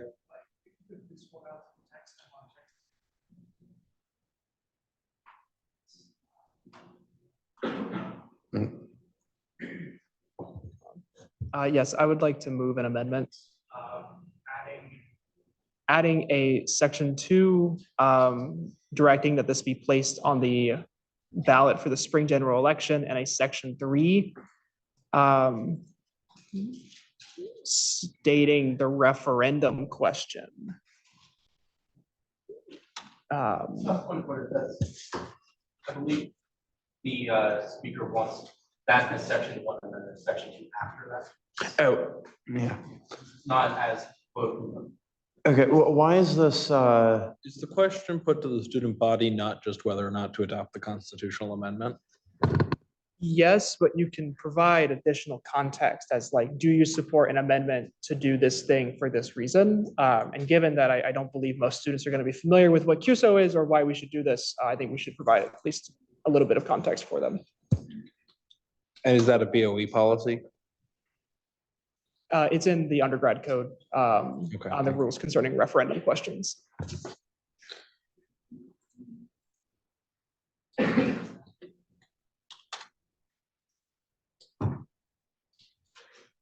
So section 2 is this will appear in the spring general election?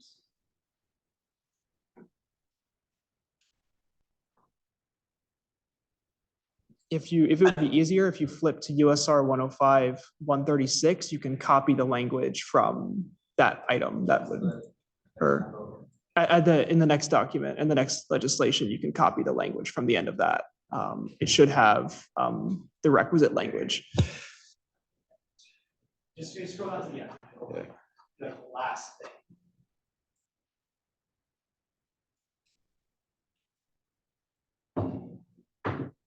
Yes.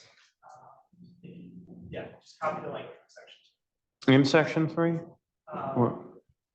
Sure, we can modify it. Yeah.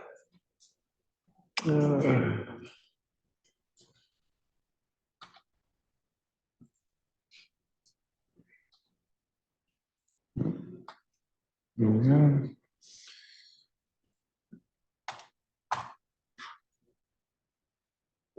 Let's see, and for section 3, let's see, I think an appropriate reference question would be, any thoughts? I would recommend something to the effect of an amendment seeking to permit the funding of the financial institution responsible for providing university funds to student organizations and clubs. So I move that the text read, let's see, following the permitted yes or no after the colon, basically the Senate of the undergraduate student body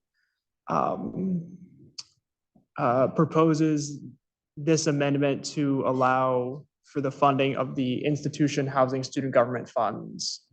Was that the language? Well, do you still want the Senate of the undergraduate student body in cooperation with the graduate and professional? As a rule of practice, I try not to use, I would not recommend putting the word student government in the referendum. I think it's a great way to get it to fail. I would recommend something emphasizing that this is an organization which doles out the money to student organizations and clubs. Please. Let's see. Let's cut that. We say, oh my God, I can't, I'm so tired. There's an amendment to permit.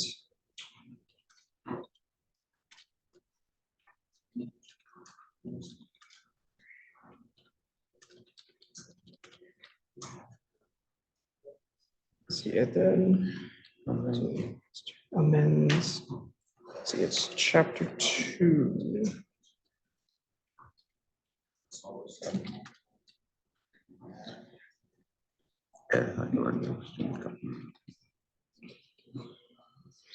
Student funds.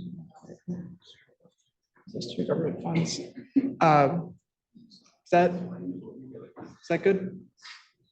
Do you want student funds or student government funds? I recommend referring specifically to student organization and club funds. Okay.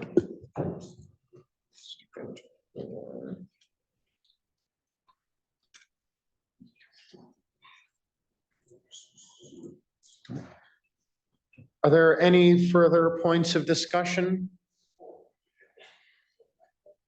All righty, seeing none, do I hear any motions on the resolution?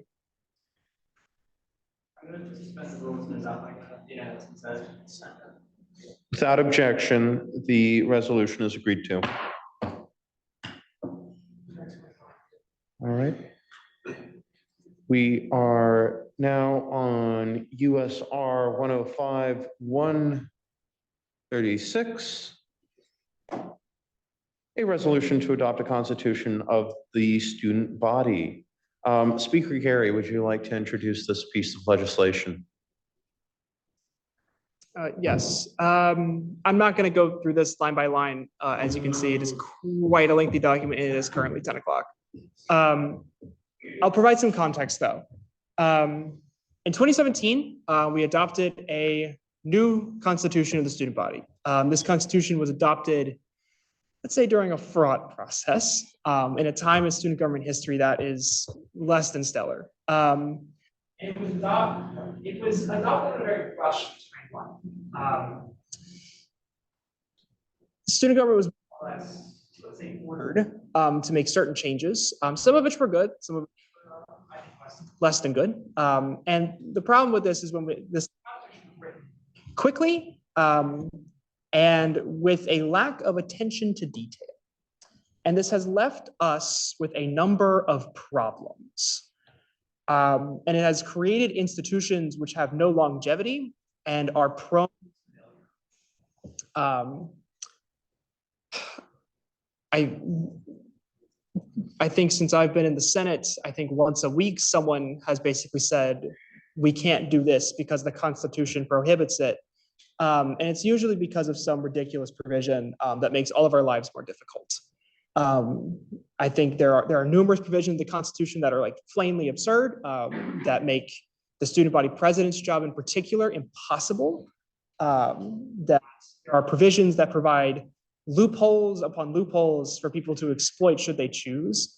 And it's just a bad system that wasn't thought out, and we need to fix it. And I wrote up a document in the fall, more or less as like a sort of parting document to student government of like, these are the thoughts that I have based on the conversations I've had for 4 years now on like what a constitution could look like. And I'll say I was surprised that it was received positively. And I will say I was even more surprised when there was a desire expressed to move on actually making a significant constitutional reform in this term. I'm happy that we are doing this, but I'm also surprised. I'll highlight a few key things that are in here that are changes. If the speaker pro tem wants to scroll along as best as he can, like I said, this is a long document. It explains, like, first thing it does is it explains how the legislature works. 2 articles of the Constitution were deleted without reason. Don't know why, don't know where they went. And those articles explained how like the Senate worked. So like they're kind of important, and a lot of questions that we have about like the extent to which like our authority to act as it relates to the student body were lost when those were mysteriously deleted for reasons that I don't know. And what this does is it puts them back with some changes to like make it so that we can impeach a student body president, or like impeach a Supreme Court justice, or impeach a member of the Board of Elections. It explains like what is actually joint legislation versus what is not. Like it actually like provides a mechanism for dealing with that. It provides a like clear delineation between like the powers of the Senate as it relates to the student body, as it relates to just the constituency.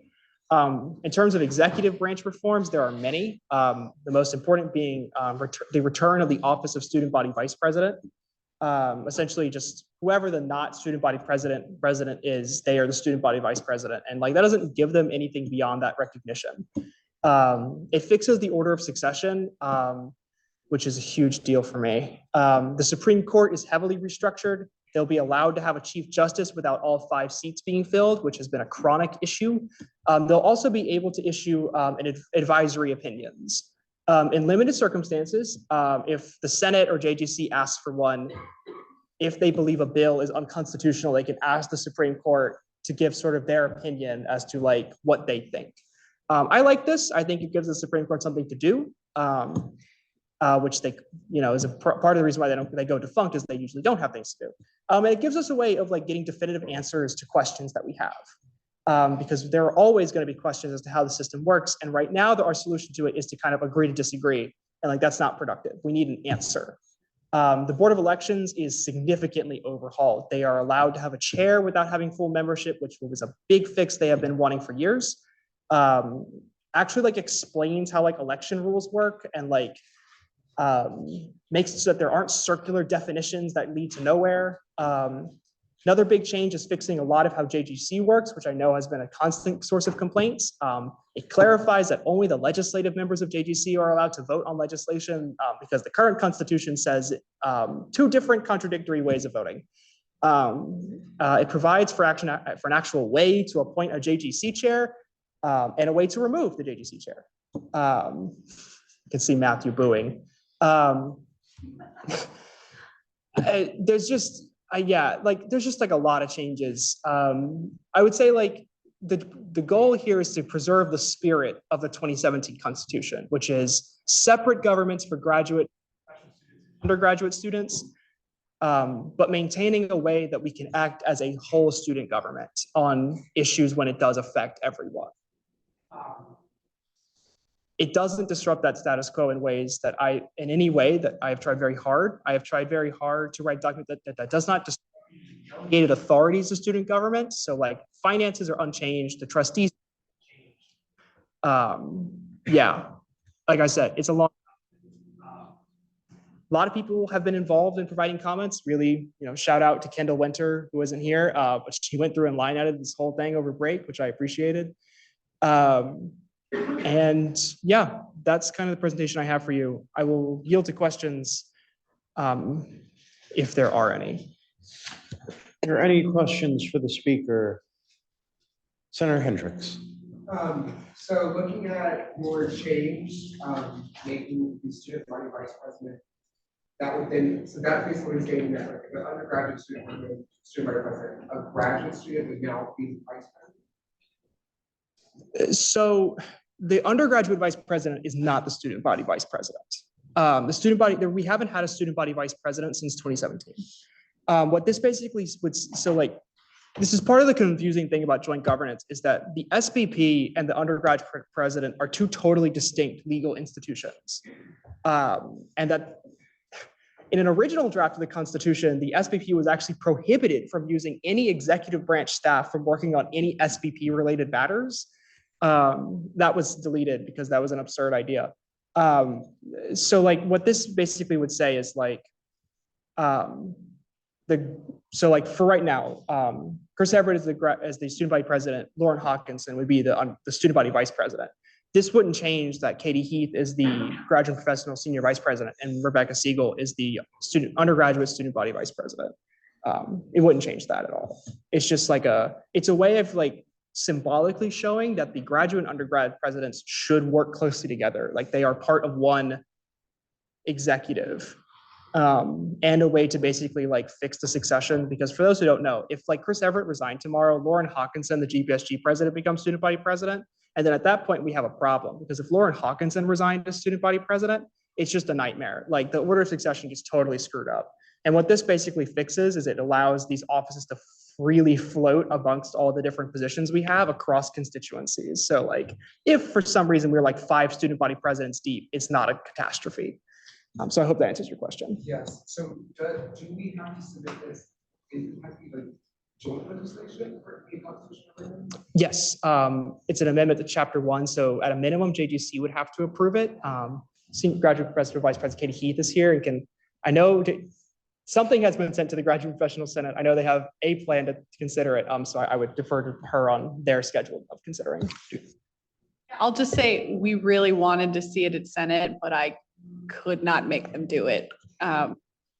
So our plan is we're gonna have a special session to discuss it and then bring all of our thoughts to JGC where the final joint legislation will be considered. Are there any further questions for the speaker? Chair Pollock? I have a very specific question on Article 9, Section 5, line D. I should be highlighting it for those looking. It's on page 27. 27? Yeah. Yeah, so we scroll up. There, D, for any religious events that aims to indoctrinate and recruit for a specific religion. Are there concerns that this violates the US First Amendment rights to religion if we withhold funding from religious organizations depending on the activity of that organization and no others? Okay, so that provision is taken from the undergraduate code, which already like prohibits us from funding any events for proselytizing. Like under the First Amendment, you're both obligated to not fund religious activity like proselytizing, but we also cannot exclude religious organizations from seeking funds for non-religious purposes, if that makes sense. It's like a very fine line to walk. So like if we did give an event to like, I don't know, some religious group and they use those funds to like go recruit people for religious purposes, like we could get in serious trouble. But if we also just ban religious groups from receiving funding, we would also get in trouble, basically. As a point of information, the Establishment Clause of the Constitution would prevent us from providing public funds to proselytizing a specific religion. Are there any further queries? I moved skip questioning from discussion. Hearing no seconds, that motion fails. Chair McClanahan. At this time, I would like to make a motion to amend. This will be an Article 8, Section 12, if you'd like to scroll to it before I make it. We're currently in Q&A, but This is still in order. you said.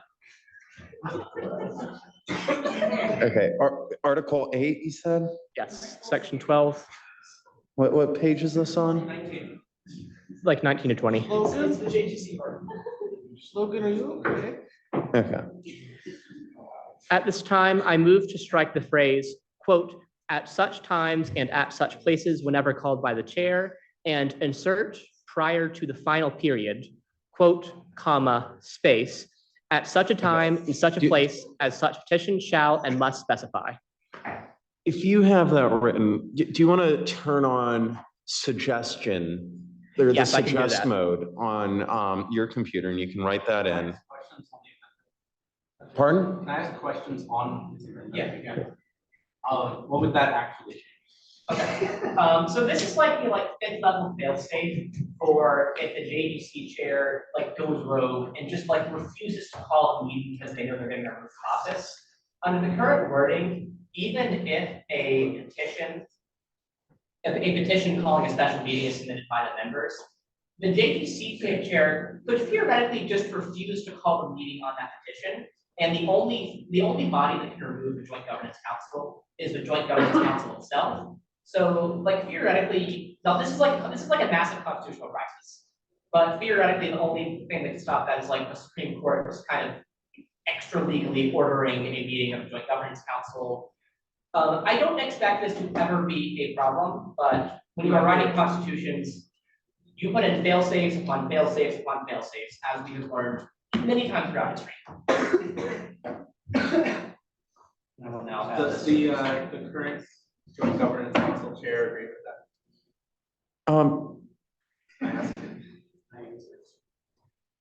that? Without objection. It hurts my heart that you will try and remove my coup powers. But this is probably a fine line to have because there's so little clarity with the joint governance role that it's a vaguely abstract, potentially power abusing position. Thank goodness I'm a benevolent dictator. We have that last part struck from the record. Hearing no seconds, that fails. Speaker Gary, is the amendment friendly? All right, well then the amendment is agreed to. All righty, are there any further questions? Yes, if I can offer, I guess, a point of order. I would like you to include Senator Tweedy as one of the signatories of this document. That's all, that's me. My bad. All right. You see the add.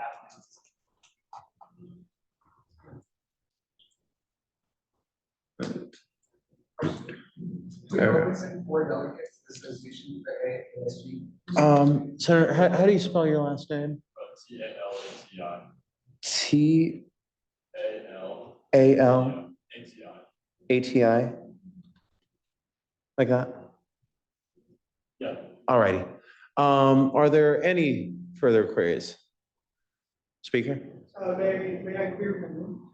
please. Do y'all have any thoughts on the preamble? I hate the preamble so much. I find it actually demeaning towards students and student government. I hate it, but I can't think of anything better. I would honestly ask for somebody who knows an alternative that's just frankly not insulting towards the history of student self-governance at this university. Is there a possibility as to if someone wants to rewrite a preamble to suggest that to the JGC for March for the JGC meeting? Perfect. Let's do that instead. If nothing else, just take the last constitutional preamble. All right. That would legitimately be better. We're gonna set the sources. All righty. Y'all, okay, are there any further queries? We're technically still in Q&A. Yeah, I was gonna motion to suspend the rules, but not by unanimous consent. Is that kind of an amendment? Oh. Can we amend it to have? Wait, before we do that. Why is this the Constitution was stood by a trust? That's such a great question. We should probably change that. Very odd. All right, I have two amendments. In the very end. The very It's bottom. fine, 2023.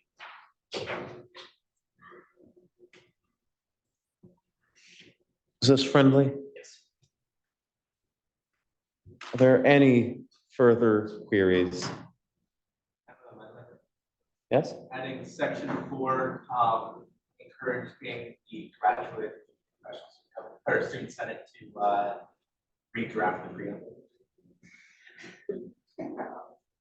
It's not encouraging them, we're just saying if someone wants to provide us with a preamble, they can bring it to these. Withdrawn. With that withdrawn, do you have any more to place that you Oh, the second one was just the switch. have to? Oh, we'll motion to enter discussion. Without objection, we're now in discussion. Speaker, Yeah, I asked the JGC chair question. proceed. Believe that it is within your authority to update the Constitution. Yes. Okay, then I will not make an additional. Alrighty, are there any further points of discussion?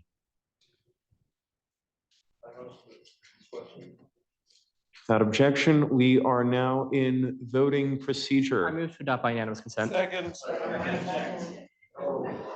I withdraw my objection. Alrighty, by unanimous consent, this resolution is agreed to.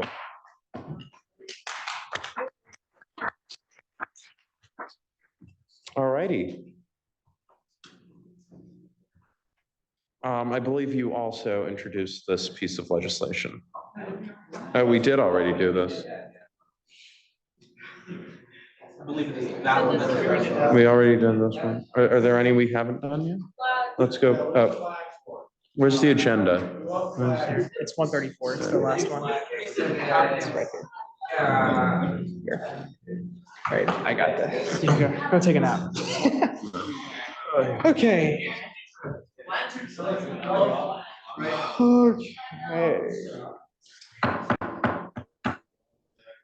Yeah. All right, we are now in line for USB 105, 134. Senator Pollack, you're recognized. Thank you.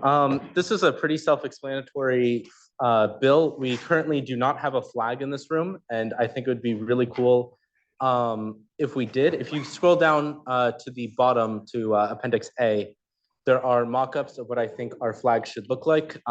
There's also rules for where they should be displayed, including in student government offices and at meetings.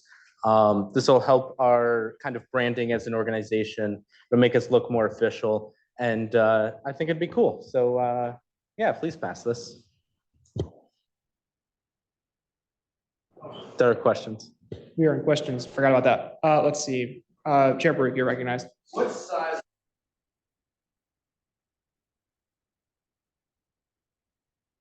Like we talking like 6 18.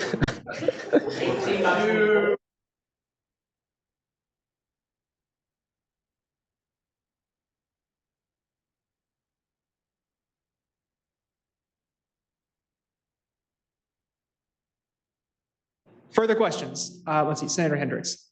Is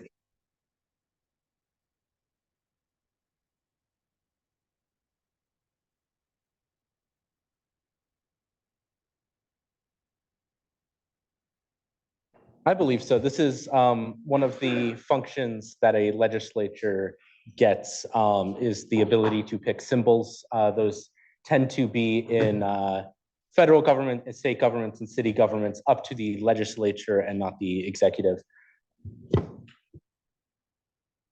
Are there further questions? Moved under discussion.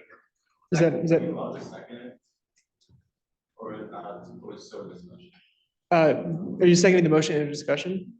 Are we allowed to like second what is moving on the flag or was that still discussion? Oh, no, we're just in discussion. Yeah. All right, motion or discussion. We don't need a motion or discussion. I motion to suspend rules and pass by unanimous consent. All right, there was a second, a motion objection to adopting by unanimous consent. I motion to move to previous question. All right, previous question is moved. Is there a second? Hearing no objection, previous question is moved. We are now into a that is out of order. The code requires us to vote by voice. I was just trying to say, I don't think we should. no, previous question was moved for voting procedure now. Move to vote by voice. That is out of order. Oh, wait, no, sorry. You have to vote by roll call. We can't all just shout it. Wait, when did we move into the vote?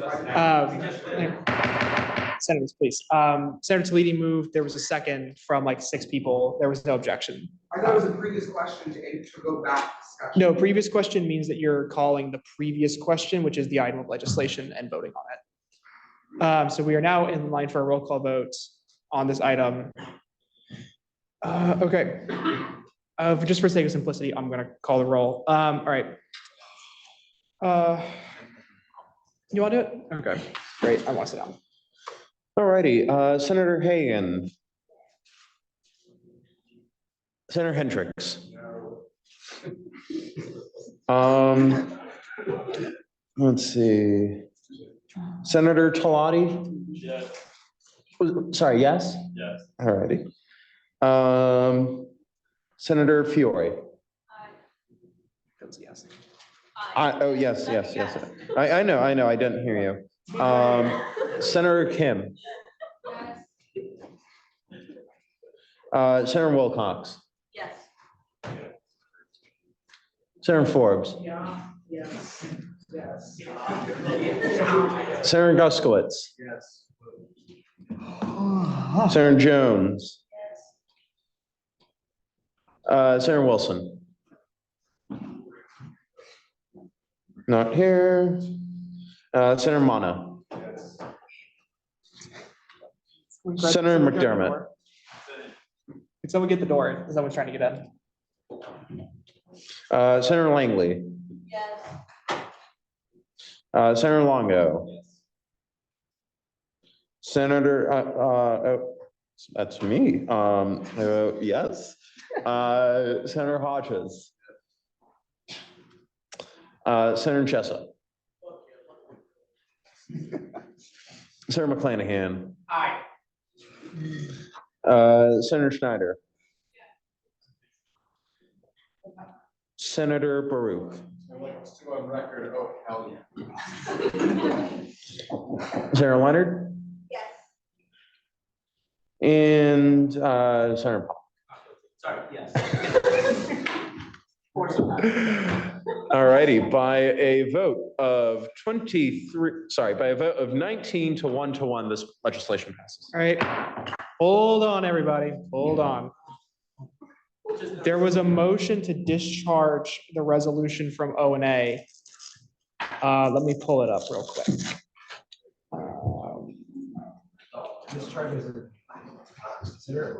As in, we're considering it now. We're considering it now. Hear me now. You're now the chair that. Well, let me pull it up before there's a motion to table. I withdraw the motion to discharge. It's not how it works. You submitted a petition, like we have to do it now. All right. All right, we are now in line for, what's this, USR 105, I think it's like 131 or 132. All right. To give myself a minute speaking time to defend myself that I did not know this meeting would last this long. It sounds like you already defended yourself, so that's out of order. All right. Senator Pollack, you're recognized to introduce this bill. I move to postpone this legislation indefinitely. Objection. There was a second, motion second objection on postponing indefinitely. I'm not. Point of order. Yes. We are considering a motion to discharge not bill, not resolution. Oh, great. All right. We're voting on the motion to discharge. Do I have to roll call vote that? Do I have to? You're still on the. Yeah, you withdraw. I withdrew the motion. I move to adjourn. Second. Second. We stand adjourned at 10:34.